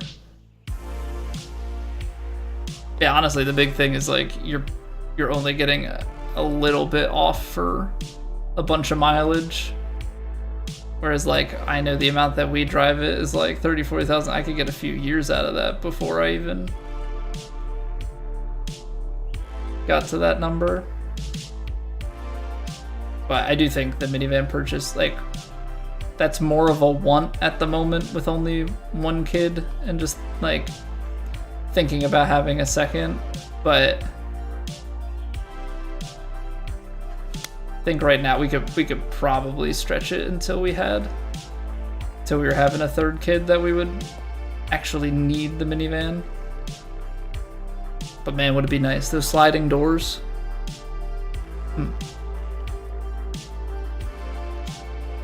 But before we get to that point, we're gonna need to finish our basement so that I have somewhere to, well, I'd say so I have somewhere to stream, which is technically correct, which is the best kind of correct, but it's also because I need somewhere to work because my office will be taken over as a bedroom for other kids. Bears beats Battlestar Galactica. What's going on, Vlaz?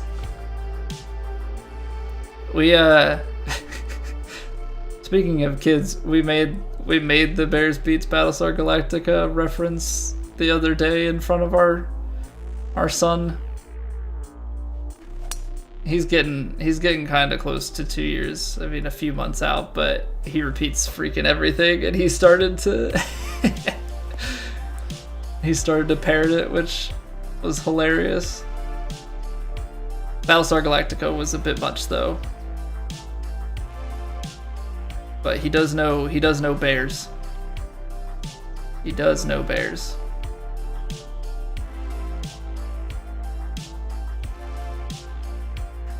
That's too fast, I think, yeah.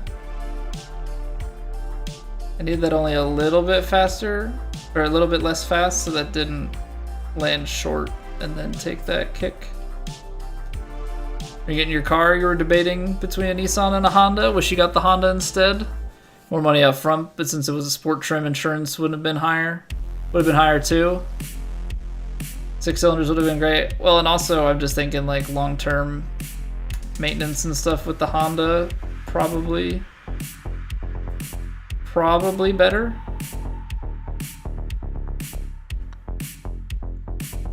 I would think, at least. I don't know too much about Nissans, but I've heard some stories about just the cost of it being a bit more. Probably because they're a bit less common. So mechanics and stuff, or Nissan mechanics, are probably a little more sparse. I think Honda's better. Yeah, now I don't know. At least with the minivans, I don't know. Yeah, those I've read aren't as reliable as they once were. I don't know how the rest of their portfolio is. I mean, I have a Civic, 2015 Civic that's been running great. No complaints. Yeah, I think I at one point had to change a belt, but pretty standard, and I also am a pretty low mileage user, so should last me a good while, because I'm at like 80. Am I even at 80,000 miles yet? It's a 2015, so it's 9 years old, not even 80,000, I don't think. I used to put more miles on it, but now I don't have to commute to work, so that'd be saving me quite a bit.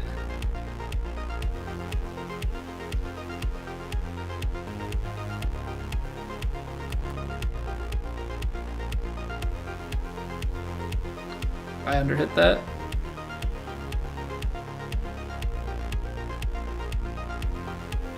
I underhit it.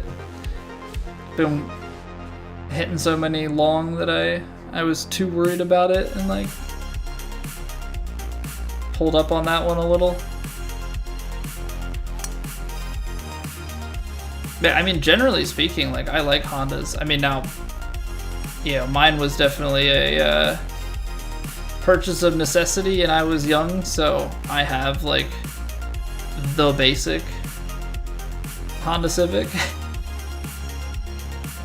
Yeah, it was just one of those things, like my parents had given me a car.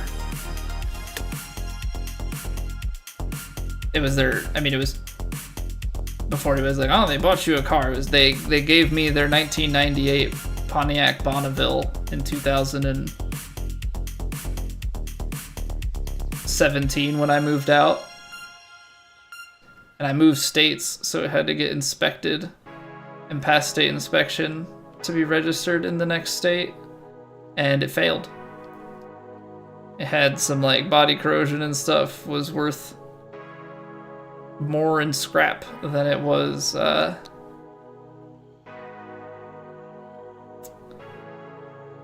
yeah, than it was. So I traded it in and got my base package used Honda Civic. You know, coming off the... Actually, I don't even know that mine was off of a lease. I actually think it may have been a rental car, but kind of the same vibe. Get it in that like 30k mile range. A few years old.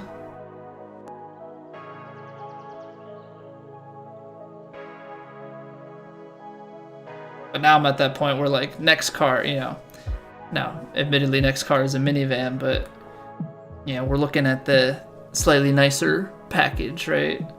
Get the entertainment system to keep the kiddos entertained, but that, tell you what, that crap costs you like 60k. Like, hey caramba. Like suddenly I've got expensive things that I gotta purchase. I'm like, oh, yeah, you talk about things, and it's like, it's very easy to say, oh, well, finish the basement. You know, get a minivan. It's like, there's 20 to 30,000, there's 50 to 60,000, and that's just the upfront cost with no maintenance. And you're just like,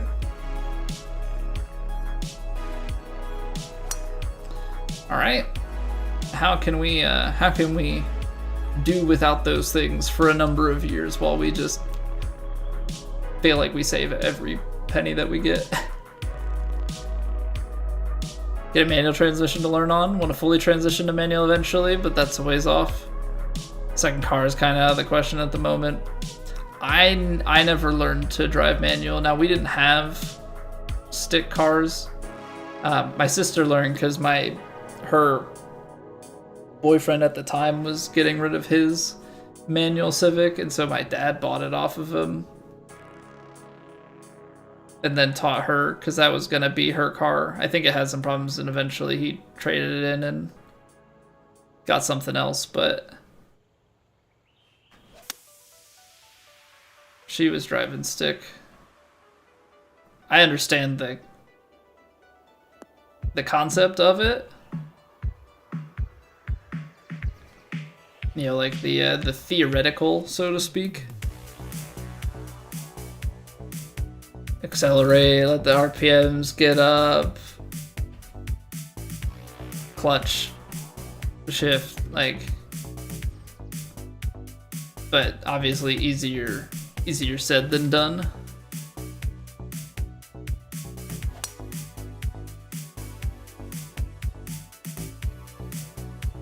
From a CG, you installed it once and refused after that. It was about 8 years ago. Yeah, that's always the thing. I remember my best friend, I think his dad's pickup truck was a stick. And I think he stalled it out like at an intersection. Like that's stalled out at the intersection or like starting to go up a hill or something. Like that's the fear is that choke under pressure. Yeah, which funny enough, like you don't really normally have driving IRL like any sort of pressure, right? You just go out, you drive, you don't think too much of it.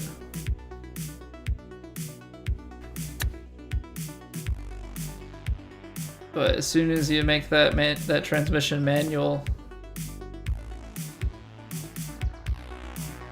suddenly there's a pressure that you didn't know before.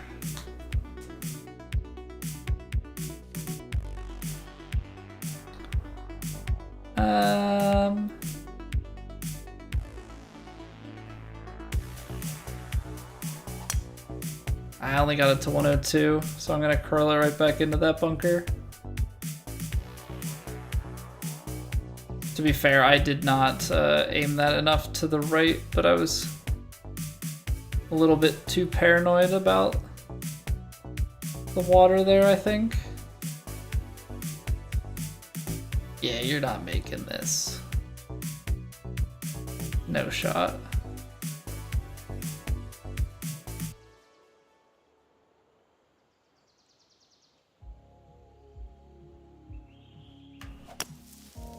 .103. I was trying to see if there was any chance to make it if you like really squeezed one there, but we didn't. We didn't even squeeze it enough. Is there? I think this is gonna be dangerous. We're gonna try it anyway.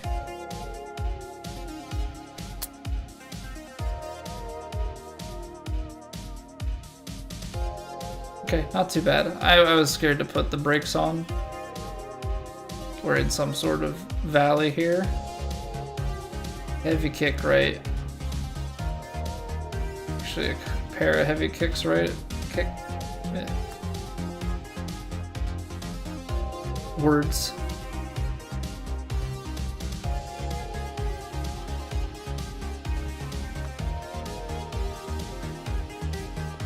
There we go.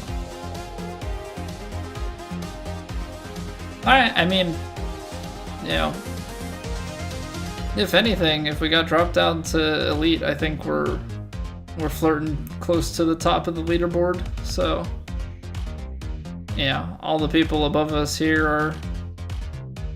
are Plat players. So, putts just didn't drop tonight, but we're playing good golf. So, gotta take the positives for sure. Be dumb to get too disappointed.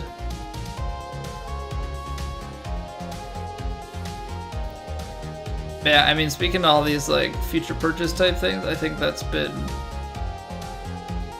I guess, a tougher thing with moving than expected. Is like, you know, you kind of make the mental notes and the different things of like, okay, we'd like to do this. You know, we want to get new pieces of furniture. Well, we want to get, we want to work on our, update our basement or like finish our basement. We want to get that minivan. We want to, get a water softener. Like all the super boring sounding things. But me as my old 29-year-old self, that's where I'm at in my life. Those are the things that I want. I can't ask Santa for them, which is unfortunate. But it's definitely been like okay, slow down, Tiger. Like you just got the house. You're gonna be there for years. Just slow your roll. That's where I'm at right now. Is like. Okay, how do we prioritize those? What does a realistic timeline look like? Not just, I want to get everything right now, because I do. Be nice. But I do not make that kind of money. But that's what Twitch and YouTube's for, right? We're gonna supplement our income. We're gonna blow up. We're gonna become a huge content creator while also working a day job. And we're just all of a sudden gonna bankroll tens of thousands of dollars. Like it's nothing. And then I think when you get famous, then I'm supposed to just forget everybody. Right? I'm supposed to just act like I've been there, act like I don't know nobody. I think that's how it's supposed to go. So I'll have to keep that in mind as well. Yeah, I want to make sure I do it right.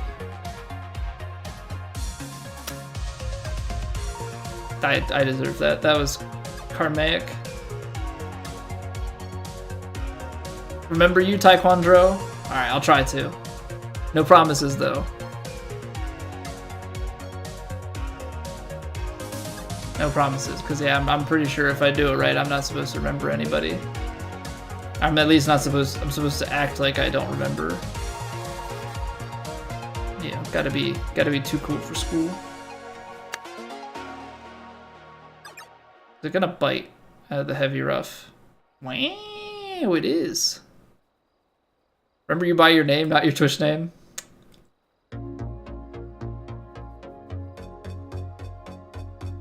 I feel like I have known your real name at one point, and if I actually did, I have forgotten it. A couple of times to strengthen the neurons. Taekwondo. Taekwondo. Taekwondo. Taekwondo. I don't think any of that is like actual Taekwondo moves, but you know what? Good enough. Don't think you've ever shared it. If you have, it was just because it was like some weird guessing game type thing where it was like, it's more or less generic than whatever. It starts with this letter, like, and then guessed it. And DR are your initials. Doug.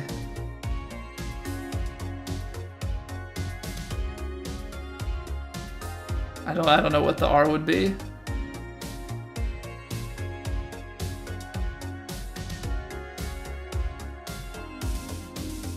I mean, it used to be the Rums. Now I'm going like way back. Trying to remember the old school username from, God, years ago. I think that's still like the craziest thing, is just thinking about how long we've been streaming and how long I've known some of you people. I hit that fast. That was no bueno. Bye ball. That's super raw, yeah. Well, cause what? Following since, yeah, 2018. I mean, we're talking like we're coming up on 7 years. If you really break it down, we're close to 7 years of knowing each other on this website, which is nuts. You've changed your name a bunch of times. I've changed my name color and the capitalization of my name a few times, but other than that, I have pretty much been plain old, same old me.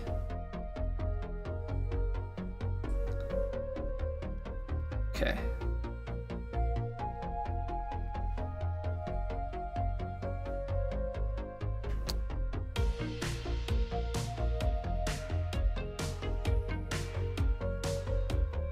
What touch?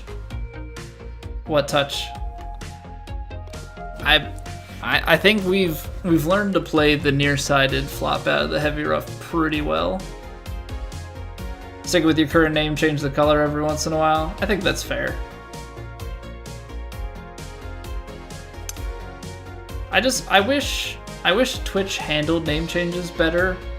Like the fact that somebody can change their name and you have no way to know that it's them outside of like maybe some context clues with badges if they don't tell you. Like, I think that's kind of a wild thing to me.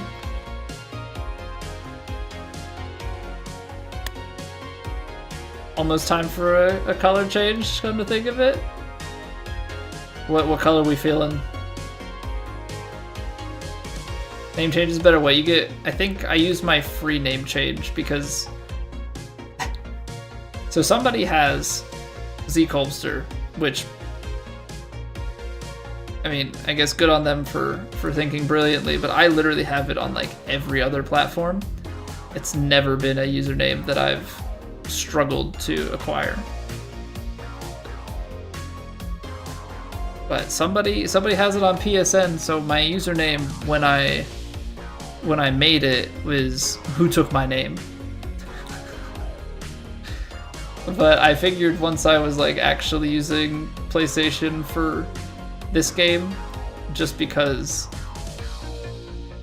yeah, with this game I'm actually gonna be on leaderboards. I want my name to be recognizable to those who might know me. Yeah, and I debated going the cheeky route of like Z Colbster Twitch or something like that. Either red or purple. Well, Taekwondo says red. So if that's any influence for you.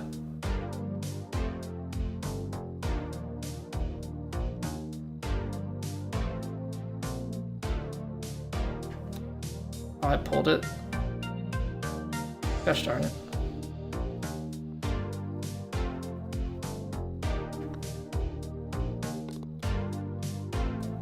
But like I thought about doing like the Z Colbster Twitch thing, but then like I thought about like with the online and stuff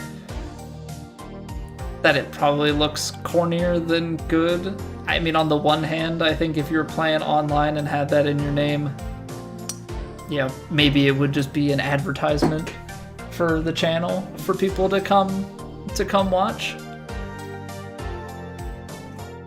Well, hello there, Lucas. But I don't know. I couldn't get myself to do it, so we just went with the Z Colbster with the underscore. I've been good, Lucas. I've been good, man. It's good to be back. It's been very, very good to be back. Getting back into the groove of things. Let me know if you know the story on the hiatus or not. I'll run through it. If you don't know, be more than happy to.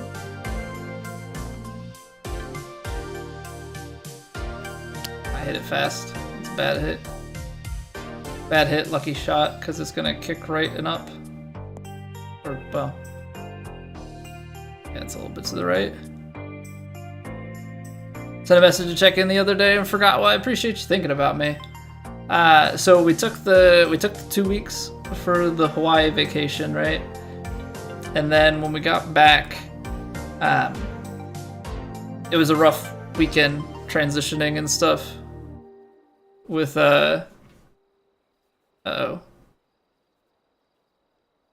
dropping some frames and stuff. I don't know. Does everything look good on your guys' end?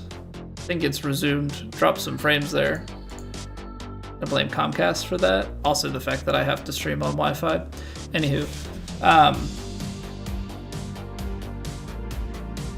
it was a rough weekend transitioning back. You know, changing time zones and everything with a toddler. Like he didn't take to it too well. So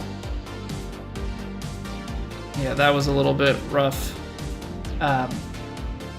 You know, and then just trying to get back into work and catch up on sleep and everything. I took the next week off. That next weekend, my wife's grandmother passed away, so then all of a sudden we were going out of town the following week for funeral stuff and whatnot, so, you know, all of a sudden we're busy again, so okay. While we were up, we looked at a house. By the end of that weekend, we put an offer in on the house. By Wednesday, our house was on the market. By Saturday, our house was under contract. A month later, we moved. And now we're like 3 weeks removed from that. We started streams back up last week. Now that, you know, the dust has settled a bit. you know, got ourselves in a little bit of a groove, settled in. I slowed it. It's gonna be not great. So yeah, it's life's been hectic, but it's all good. We're yeah, we moved like 4 hours north. We're 25 minutes from family on one side, 3 hours from family on the other side. Don't have to drive through major cities. It's good. It's also a lot colder. It's like 10 degrees colder than where we were just living, and it's snowing here. So, you know, trade it up.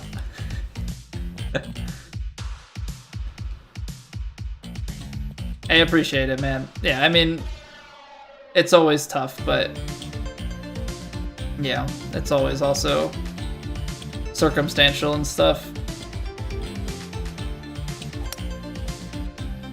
You know, some people are more ready in life to go than others. Yeah, happy to have known her grandmother for the past decade plus at this point, and yeah, I mean, she was also approaching 90, so you have to take some solace in the fact that she lived a long life. Because like my grandmother had passed the year, or I guess 2 years prior at like 75, so like, you know, you never know how much time you got.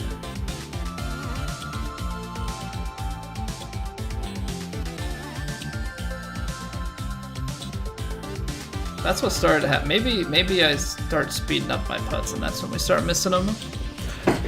But yeah, so we started streaming again last week, just doing some kind of just getting the toes wet again, you know, trying to get back into it, get settled.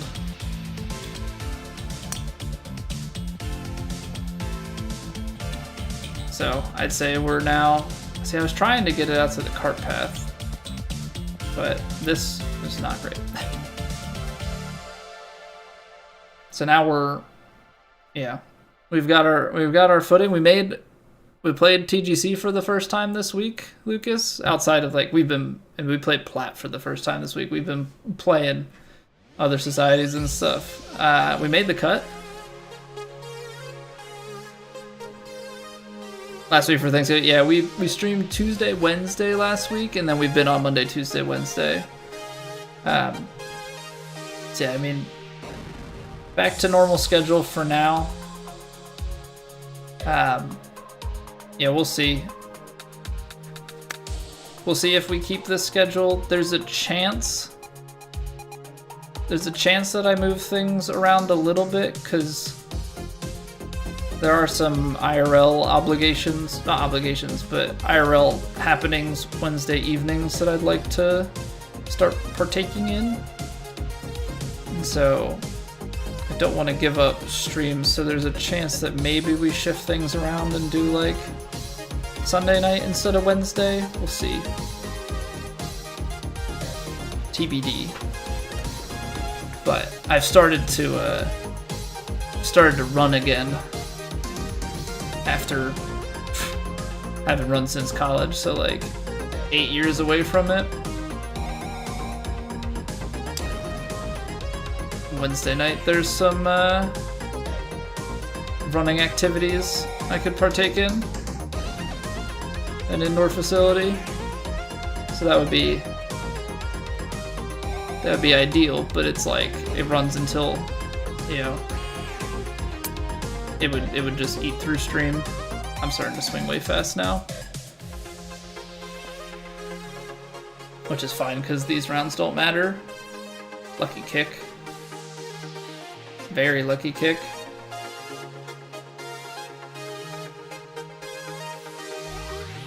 I'll take that birdie. Don't feel like I deserve that one. Yeah, so we'll see about that. That's still like a TBD, but yeah. So getting back into things have gone well. We made a Plat cut. We've been playing some pretty good golf. This is definitely the worst night that we've had thus far, I think. And even that hasn't been that bad. We scored 9 in Plat, only making 2 of 11 long putts.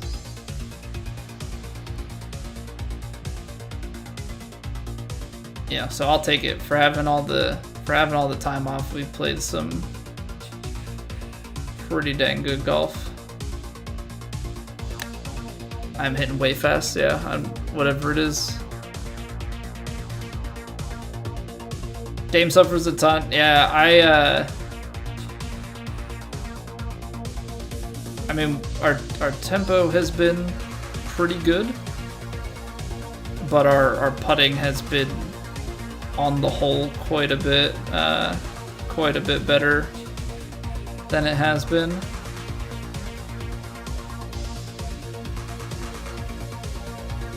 Which I think is like the crazy part of it all. I think I've been really overhitting those. Like where I had it aimed, I would have made that putt. I'm gonna restart the capture card here just to settle that mental thought about it being like a delay thing.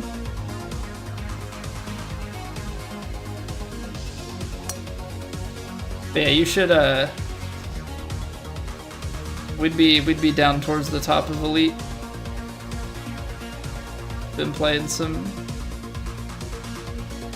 solid golf. I think I shot 24 under through 2. We're like 39 or so through 3. I think I went like 8 under 16, 15 or something. We were 33. I think we went 15, 18 on Kinetic this week. So like we've been playing, like we've been honestly kind of balling out.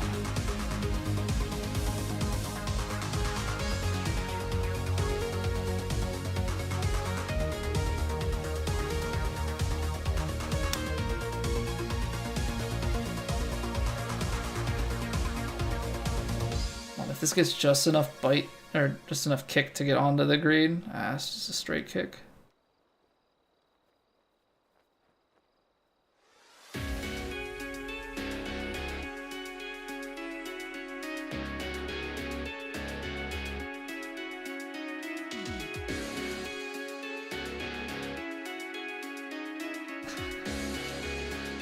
I can't complain too much. We've made a few chip-ins today through the course of it.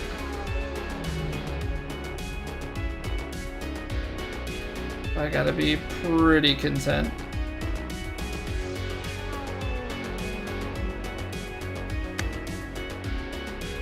Yeah, the fact that we've come back and we've been able to hit tempo. Also, you're gonna maybe hate me for this, Lucas. We've had 3 straight days now with an eagle hole out. None of them in Plat, but just playing like Elite Kinetic and CC. Hit a lob wedge in, hit a 6-iron in, then hit a 9-iron in.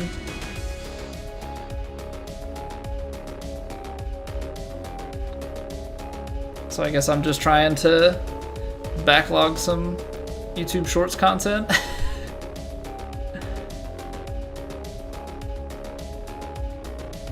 Nah, they were all eagles. Alright, we've definitely been dropping some frames here. I mean, it's a very low amount, like, generally speaking. I guess one thing to check is, am I on the right, because I have to stream on Wi-Fi, because new house and setup, it's just the way that it is. My desktop is on the main node, so it's not having to do any sort of hop or anything. No, they're Albies only, Lucas. That's why they're so rare. I've had plenty of eagle holeouts. It's just for the Albies. We did Lance. We put up 9 birdies. Kept it clean. The putts dropped early and then they stopped, but we fought through 2 of 11 long putts and we still scored 9, so pretty happy about that.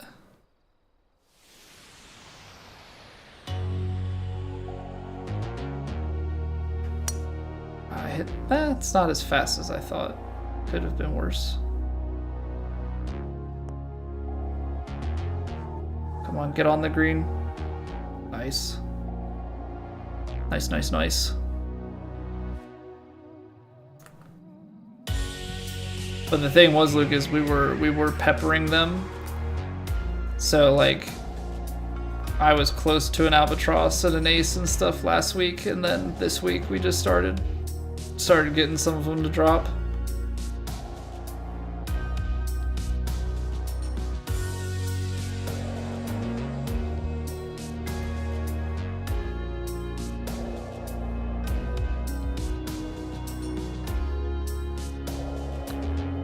That was firm. Yeah. But at least, I mean, we're missing these on the high side, which is a good sign. Penn State's chances against Oregon on Saturday, I'd say low, but not none. I'd say low, but not none. Yeah.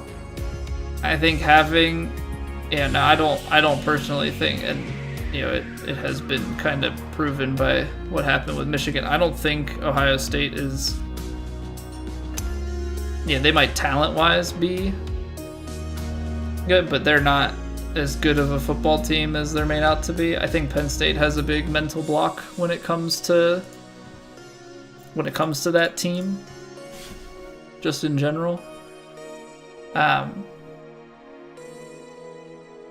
Yeah, so I think they should have stomped them, but I think having that game, you know, unlike some other years, like I think having that game is a very good thing. Going into a game like Oregon, you know, now they've at least had a tougher matchup. Yeah, so like the mental side of things will hopefully be a little bit better. You know, they haven't played Oregon in ages, if ever, so you know, you're not gonna have the same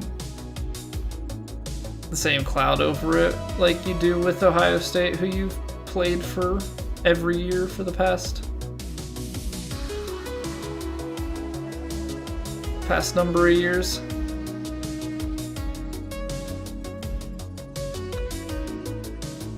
But I mean, I definitely think Oregon's a better team, but Penn State, you know, it's going to come down to, can they run the ball, and is Oregon going to be able to take away the run game and Tyler Warren? Because if they can, then I don't think we have anything. Penn State tends to have a pretty solid defense. We'll see what, you know, we'll see if they're able to get after the quarterback.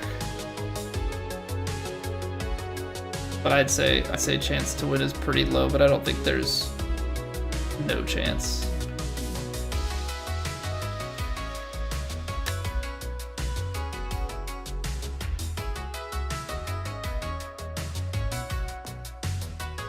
I'm curious kind of what the what chance the experts are giving them.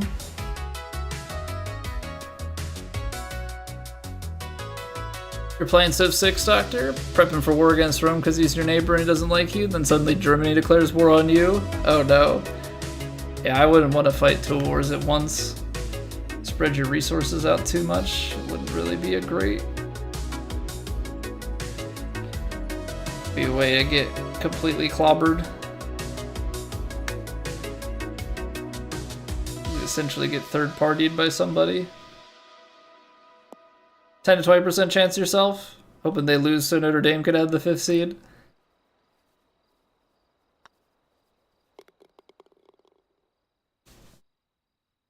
Yeah, I don't know how that shakes out, because it is kind of like, I think if I would say down in that 10 to 20% chance too. But I think the kind of oddball thing is that I think if Penn State plays Oregon close, they could maybe hold the 5th seed still. Unless you had, like, I think if Penn State plays it close and Texas wins, then maybe they hold the 5th seed. If Penn State plays it poorly, then I think they could drop I don't think drop far enough to not host a home game. I think if they play it close and Texas loses, then like Georgia would be the 4 seed or 5 seed, probably 4 seed, and then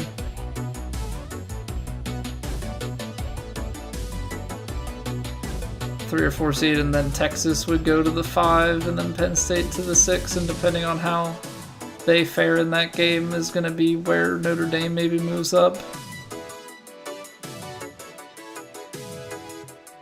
It's going to be very interesting to see,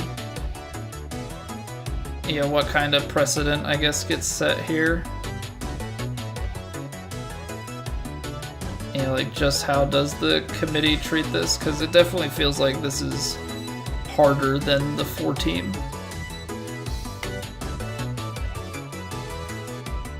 You know, people were worried about this shift from 4 to 12, and would it be as interesting or dramatic, or it's, I feel like there's more to it than what they used to have.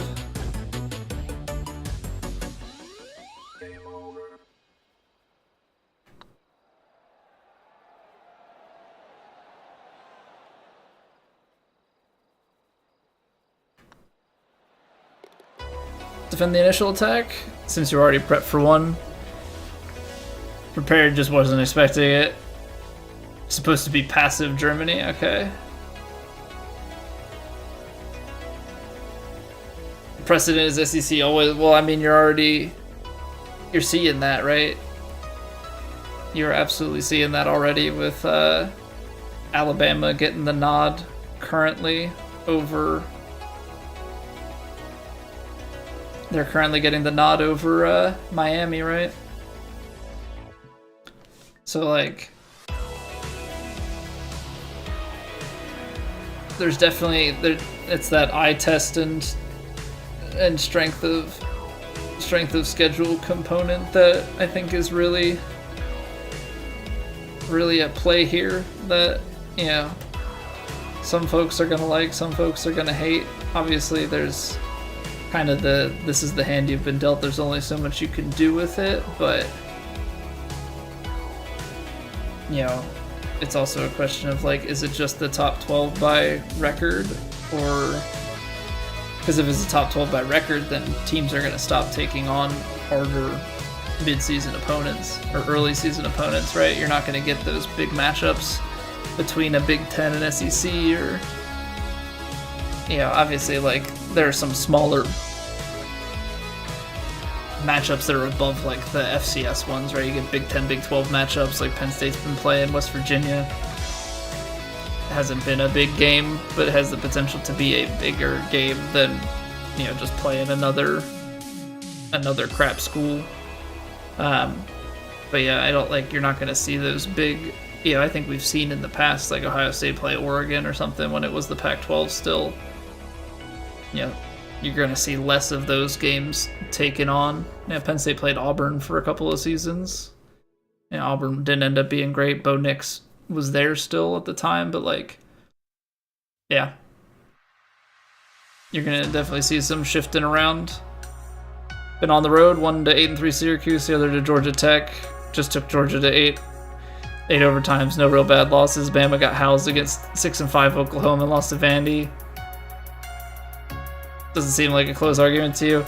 For me, the eye test is also about, like, with Miami, is, like, the number of, like, close games to not great teams that they just shouldn't have had.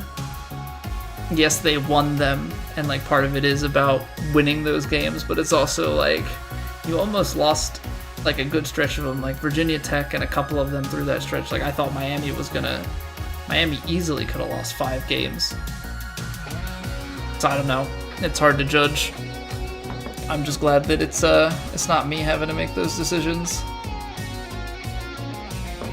All right, ads are about to play, so we're gonna kill some pre-rolls here. I'm gonna take a quick break. Nobody's gonna miss anything, and we'll be right back.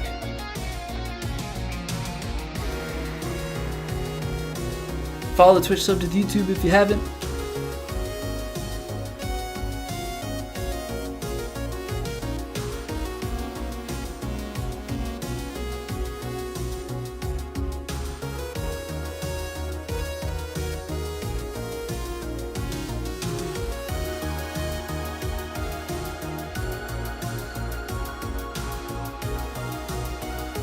You know what I'm learning is if I don't run these manually, they take forever to kick off on their own. So, mental note. Try and always beat the timer. There it goes.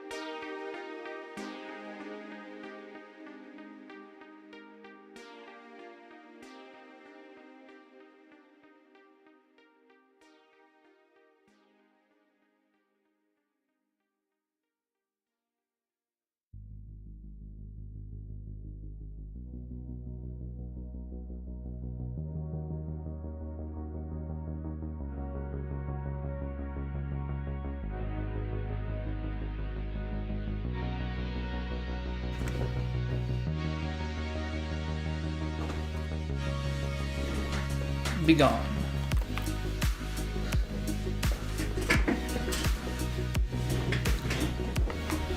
Bam only puts up 3 point. Yeah, no, that's no. I mean, you definitely have a case there. Yeah, I mean, I never envy being in that position. Like those people that have to make those decisions. It's like I'm glad it's not me for sure. Alright, let's see what conditions we have in CC. If it's faster greens again, I'll save it. If not, default, which is 7s. Just gonna try and save something with slightly faster greens for tomorrow for warming up for rounds 3 and 4 with Plat.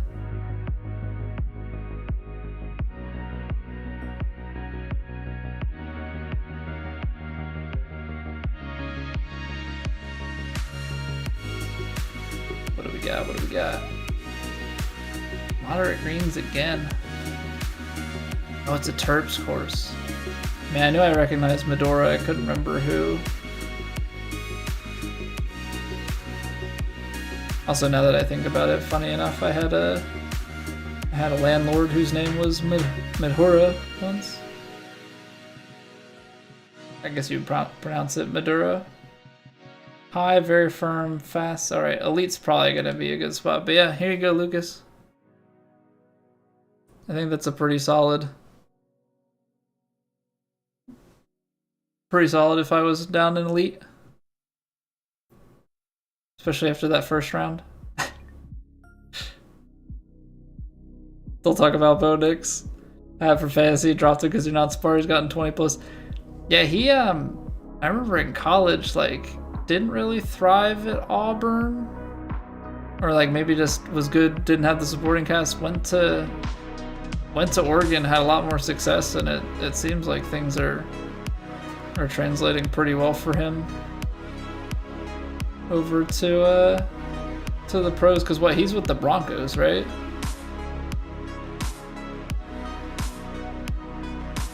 Low, soft, firm, a little bit not slow, but on the slightly slower side.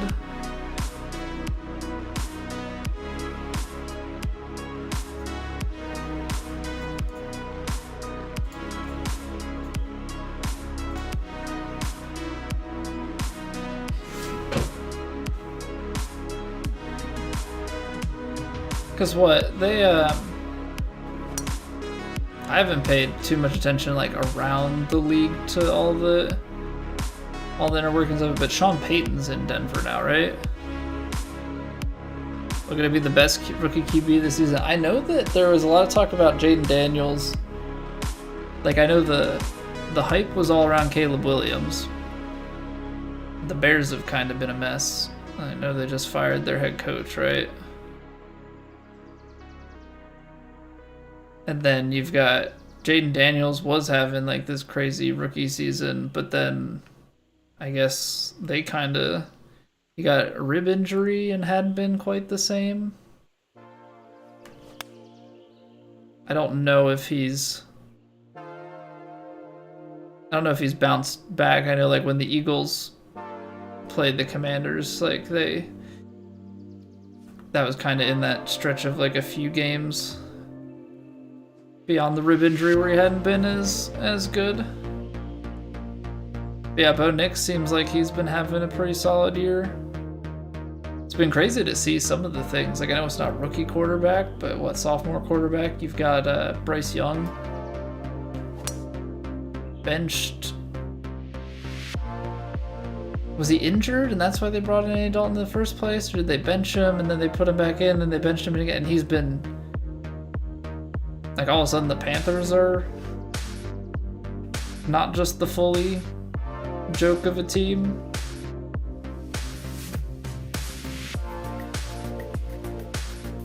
That's why you play the game. I hit that fast. Really good. Your coworkers say he's running out of steam. Kind of drew a short straw by going to the Bears. Yeah, that's always like the crazy thing with the top-ranked quarterbacks and stuff, or like top-ranked players, is like they go obviously to the worst team unless somebody makes some sort of big trade, right, to take that first spot in the draft. But because of that, it's like, if that rebuild doesn't happen quick enough or anything, like, sometimes it is just like wasted talent. Sometimes they're able to revitalize, but you look at how many, how many number one draft picks end up being the best guy in a given draft class. How many number one draft picks, falter. I feel like a lot of them become talking heads on TV.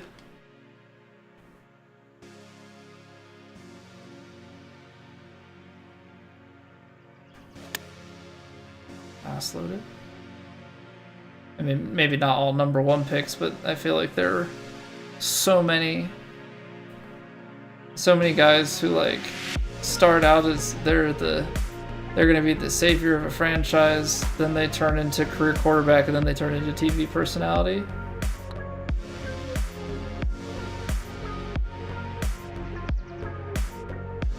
That seems to be the going path for a lot of people. I mean, obviously it's not for everybody, and there's only so many that actually make it to TV and stuff then too, but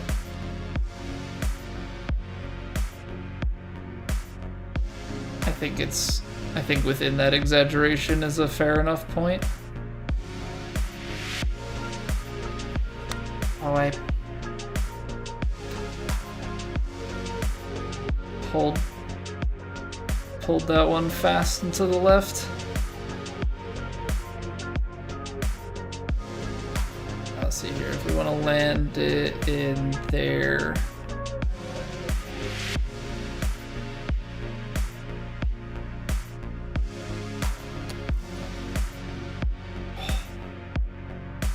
So close.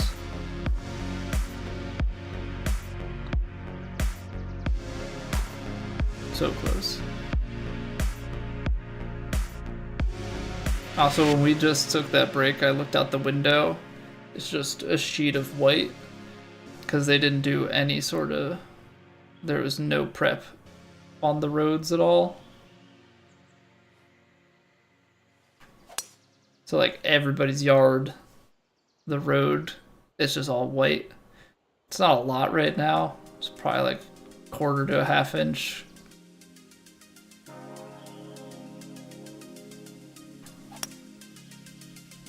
But it is just snow laying out there. I mean, it said 1 to 2 inches, I believe it. Gonna have to do some shoveling come tomorrow morning.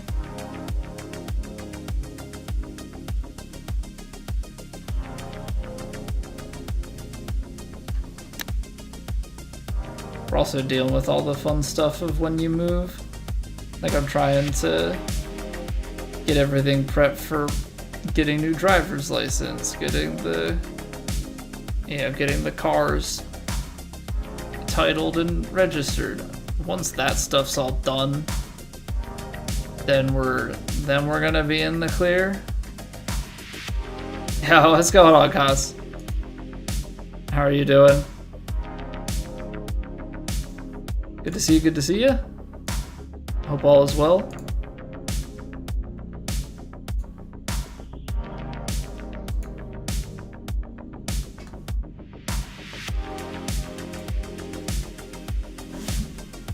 Still throwing me off every time I see. I know it's been obviously another 2 months since I've been around, but the name change is always a thing to get used to for me. It's a tough pin. Holy cow. Slowed it. It's at least back out towards the center green, so not the worst. Freezing, but all right. Yeah, it is literally freezing here. 32 degrees. I will say, having chosen moving back to Pennsylvania as the time that I'm going to start running again after 8 years of being out of college, it's definitely the freaking like coldest time. I've been running outside this week. I'm in my like full winter track get up. I've got so many layers on because it's like sub-freezing and windy. I'm like, oh, I should work out tomorrow, and it's supposed to be 15 to 25 mile an hour winds with 45 to 55 mile an hour gusts, and I'm like, yeah, let's do a tempo run. That sounds great. You're in South Carolina and you're at 23. That's kind of crazy that central Pennsylvania is warmer than the Carolinas right now. Because I heard Heels talking about temperature this morning, and it was a little bit colder than what we've got here, and I was just a bit shook by that. Yeah, what's going on, Steve? Thank you very much for the raid. Welcome on in, everybody from Steve's. Welcome on in. We're just chilling at the moment. We played our Plat rounds earlier. First Plat tournament in like 2.5 months. Made the cut. So I think we've still got it. That's basically the takeaway. But I hope you're all doing well. Steve, hope you're doing well. First 2 decent, last 2 dumpster fire. Yeah, I'll be curious to see what we manage in rounds 3 and 4 tomorrow. We went 9 and 9, which I think is solid overall, especially because I think I could have reasonably done 12 in the first round, and we went 9 under with 9 birdies and only made 2 of 11 putts outside of 10 feet today. So the putter just kind of stopped today, and yesterday I double bogeyed 18. I slowed it into the water on the front of that hole like a numbskull. I was like, I'm gonna birdie it. Slow. Took the double. Almost saved the bogey putt. But it's been good getting back into things. And the fact that we can still play good golf after all this time is a good sign. We still hit tempos. I've had 3 days in a row of holing out eagles from the fairway.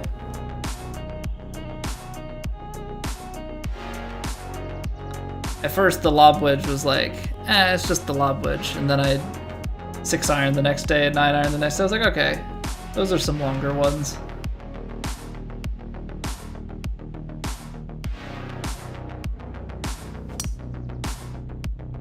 It's like, those feel good. Those feel real good. Now it's just a matter of, can we do them in Plat? Because that's obviously where the money's made.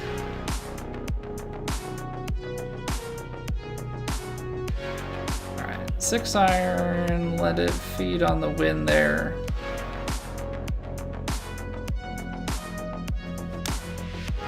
Maybe fast. Gonna hold out to the left.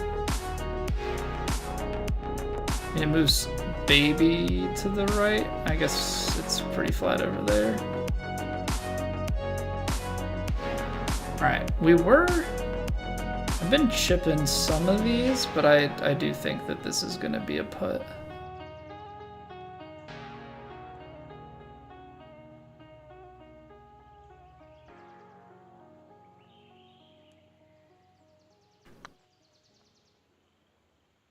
Get in there. Alright. By far our worst CC start of the tournament. That's okay.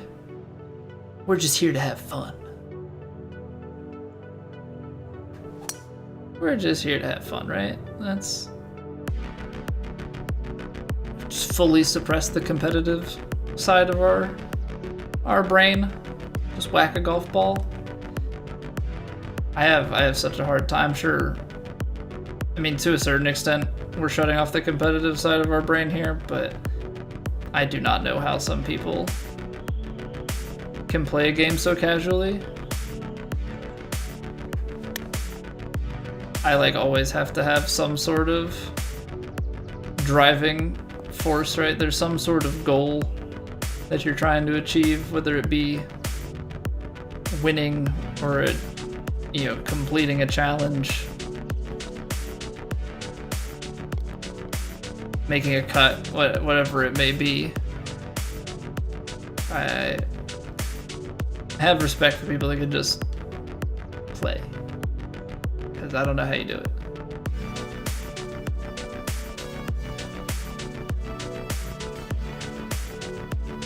Slow. Not the worst slow, though. Actually, over de-lofted. Oh, crap. It's a downslope behind. Well, alright. Well, alright then.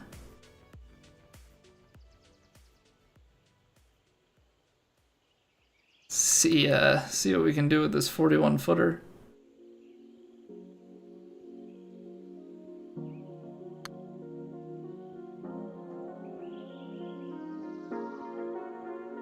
We can do that with it.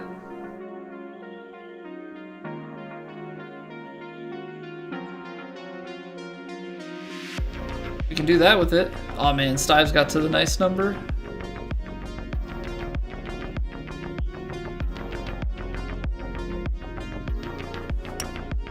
Stives got to the nice number. It's just too good.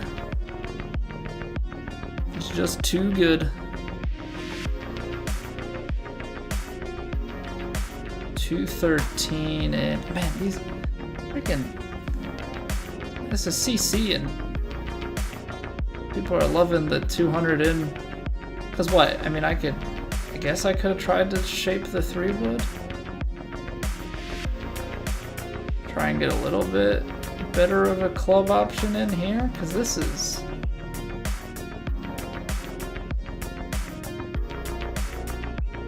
mean, this is just like a hope.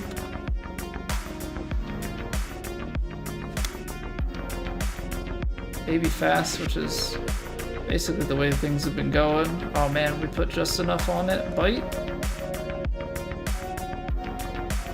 I mean, to get a 6-iron to check up anywhere in the vicinity there, I think we'll take it. I think we'll take it. I am still hitting these putts pretty firm, and I don't know if that's hurting me or helping me. Like, I don't know if my misses are because I'm not hitting it firm enough on some of them, or if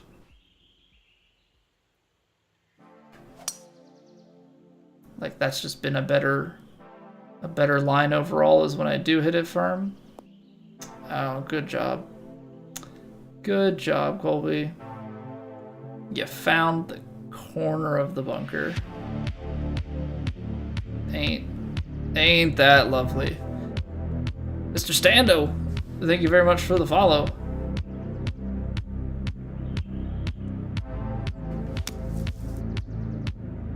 You seek the grail, sir, and I have now slowed it into this bunker, and it was short anyway. I hate the sand. Hate being off the fairway. People say it's overrated. I think they're wrong. I think they're very, very wrong. Fairway is underappreciated. It's too accurate, Maxima. Yeah, right?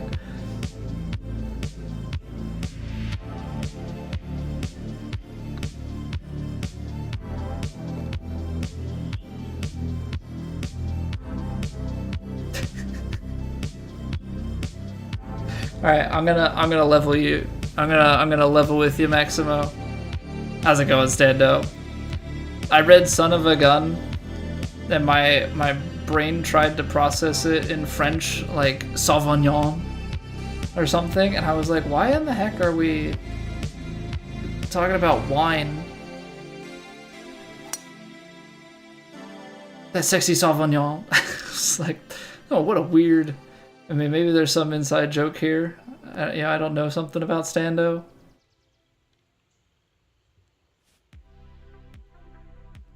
Hate the sand? Is it coarse and rough and get everywhere? It is.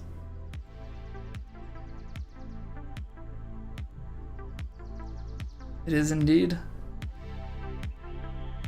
But yeah, so that's where my brain went, which was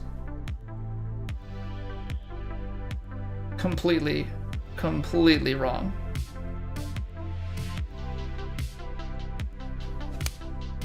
Sure, you don't speak French? I mean, I don't know why that's... I mean, I certainly wasn't expecting French. You know, French isn't anything that I'm familiar with. Just letting you know what son of a gun not being a real word. I think my mind saw it all as one thing, and I tried to piece it together. Plat has been played, Stando. We made the cut. We shot 9 under in round 2, so 2 pair of 9s. We're in at 18 under. We at the time we shot it, we were the cut man. We knocked off the 16s. I think it was the 16s that we knocked off. Maybe it was the 15s. No, 16s. We knocked the 16s out. So we'll play rounds 3 and 4 tomorrow. Try and see what we can make of it.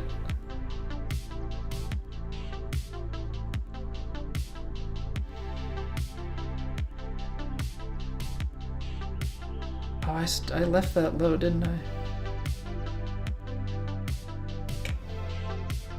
Alright, just a little bit more break in it.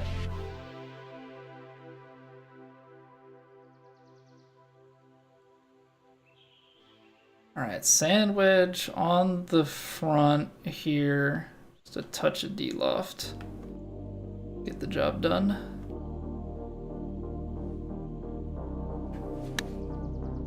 Touch of slow. Should be. I think that wind is playing basically 0.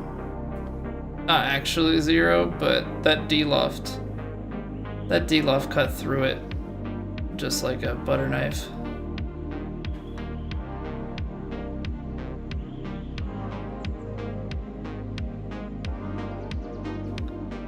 Yeah, I think we're a little bit firm if we're hitting it 4 feet past. What about Legend Swing Plat? No comment. I've made my stance known on that a long time ago.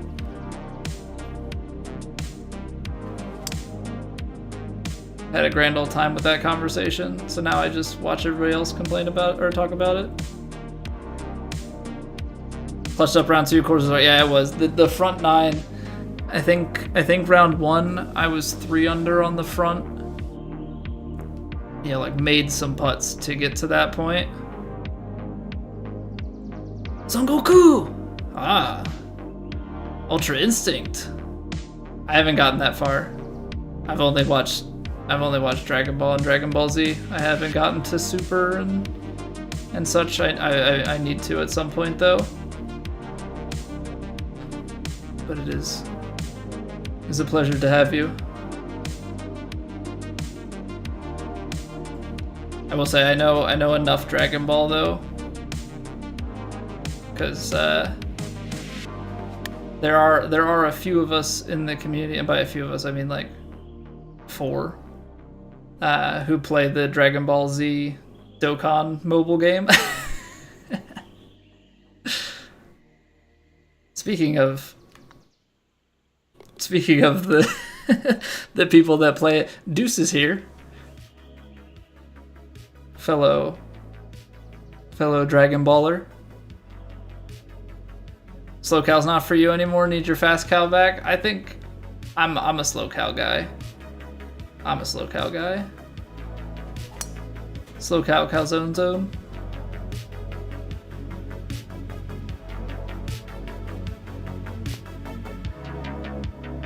Even with it being a little bit warmer in this room, I find that tempo just suits me better.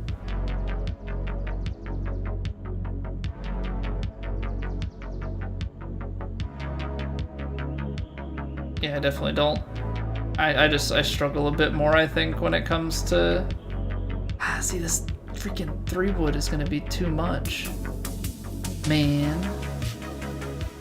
I feel like this hybrid with the uphill, I hate it.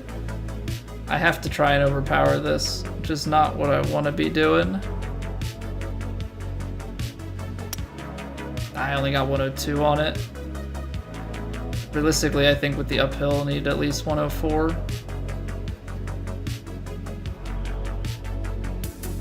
.104 is even just to sniff that upper shelf. I think it was still probably too short.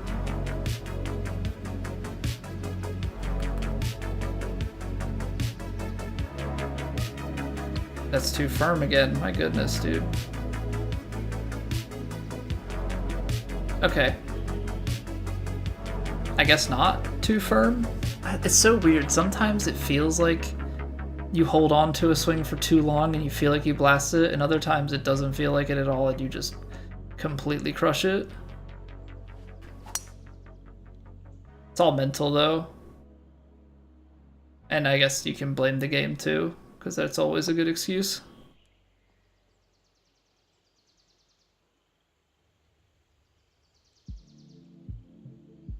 Solves a lot of problems, right? If you don't take any Yeah, like Maximo, right? You don't take any accountability for yourself. You just blame your calibration. I mean, that's the clean way to solve life's problems.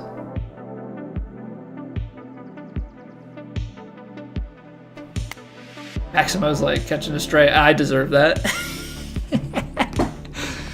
I give Maximo a hard time and then I just smack it.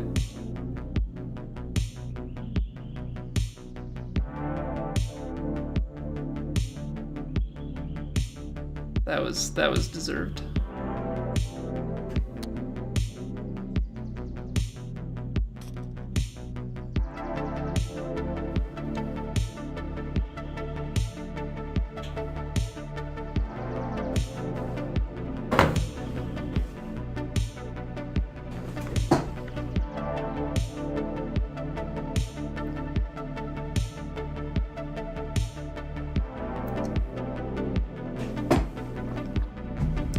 I don't know, Maximo. I think your true intent was shown by the outcome. Yeah, it's easy to say that you were agreeing with me, but I think that I think there was more to that winky face that meets the eye, and the karma just played out right there.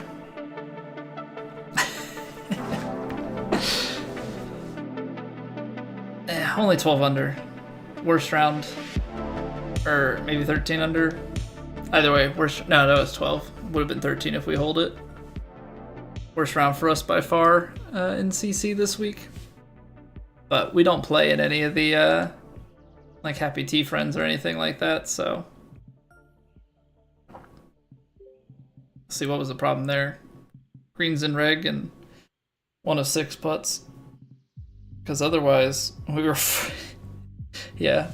If we were 48% long putt and had a 16% round, I think that shows some pretty good signs.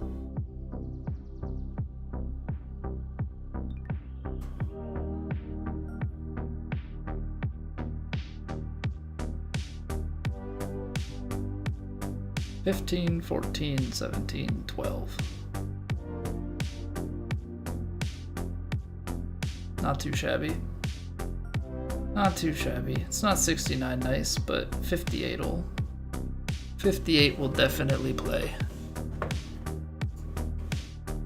Alrighty, what do we got here? Hey, what's going on, Sono? How are you doing, Giuseppe? Hopefully I'm pronouncing all of that right. But hope all is well. So what, we've got a couple other tournaments left. So we've got 2 rounds of Plat that we have to play tomorrow, because that's going to be last stream of the week, Thursday like normal. I think we have Kinetic and Elite left. I guess the kind of question that this opens up is like, do we start playing True Sim again? So we got 15, 18, 13 there. We're 8 off the lead. I mean, guys are just playing like crazy, but we're also just coming back from hiatus, and we've never been at the top, so I can't be too disappointed with that. We put an 18 under round in there. It's pretty good. Legend Plat is fun, Stando. I mean, I've done some of the Legend Swing challenges and stuff like early on. The thing that I don't like with it is because of the way the game mechanic is set up, going for the straight swing is like dumb at that level. So it's just like incentivizing everybody to start playing for a push or a pull. And then from there, like obviously tempo is harder and stuff, but I don't like the way that the swing plane mechanic is implemented in this game. That's all. Don't stop the content. Oh man, we're winding down to the end portions of the stream here, unfortunately. But we will be back. We will be back tomorrow. For sure. We're just kind of at a point where I don't think I quite have anything really to play. I also hear my son stirring in the room next door. I'm hoping I'm not getting too loud and waking him up. But yeah, 9 under, 9 under here. We got 2 rounds of that, and then we've got, yeah, we'll be able to play Elite as a warm-up, 2 rounds of Plat, and then like wind it down with some Kinetic, and then we'll have taken care of the big set of 4 TGC events for the week. There's no special events going on, right? No, nothing there. So yeah, True Sim's the only question, but True Sim takes a while, and I don't think it's as universally loved from the viewer's standpoint. I think it's not a bad thing to like record for a YouTube video, because there's obviously a specific set of people, but for the live stream, I just don't know if True Sim is as enjoyed as I enjoy it, you know? That's kind of the tough balance, but yeah, it is what it is. Alright, did we get any crap that we need to sell? I don't think so. I think we are good to go. Knock left cut off so we don't have to see that ugly he's beautiful. What are you talking about?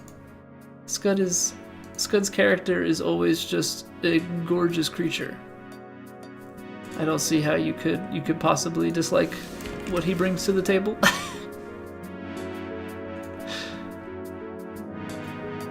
Alright, let's see.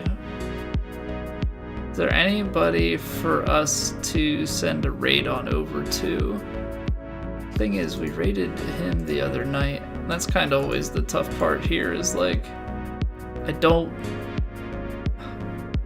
as much as I like people, I also don't want to just host them. Feel like I'm chilling out or something. But I literally don't know anybody else in the directory, anybody else in the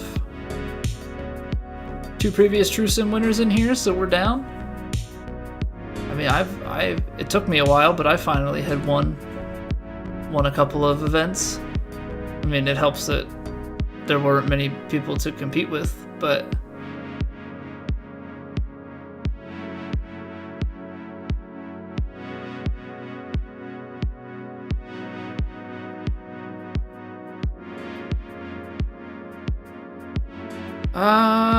alright, so the question is, do you guys want some golf, or for anybody familiar with Super Mario World Kaizo, those are the options.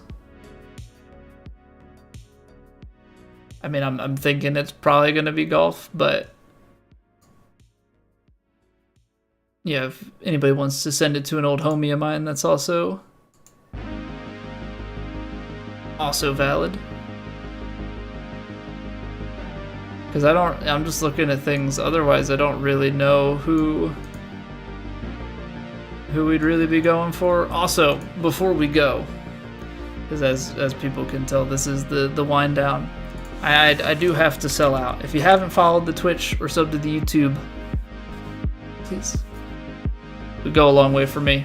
It would very much so help us out over here, especially with YouTube, because we can't monetize anything until 1K subs, and we're up another 2 during this stream. We're up to 779, so we're getting close. We're getting close to the 8 hundo mark. We are getting close.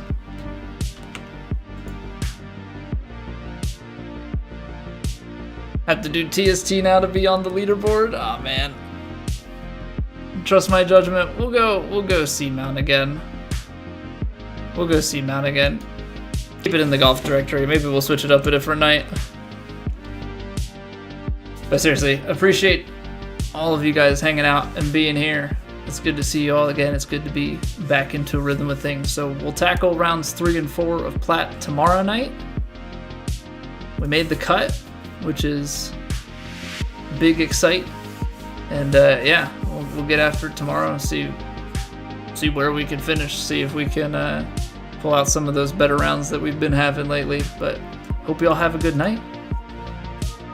I'll catch you all tomorrow. Bye.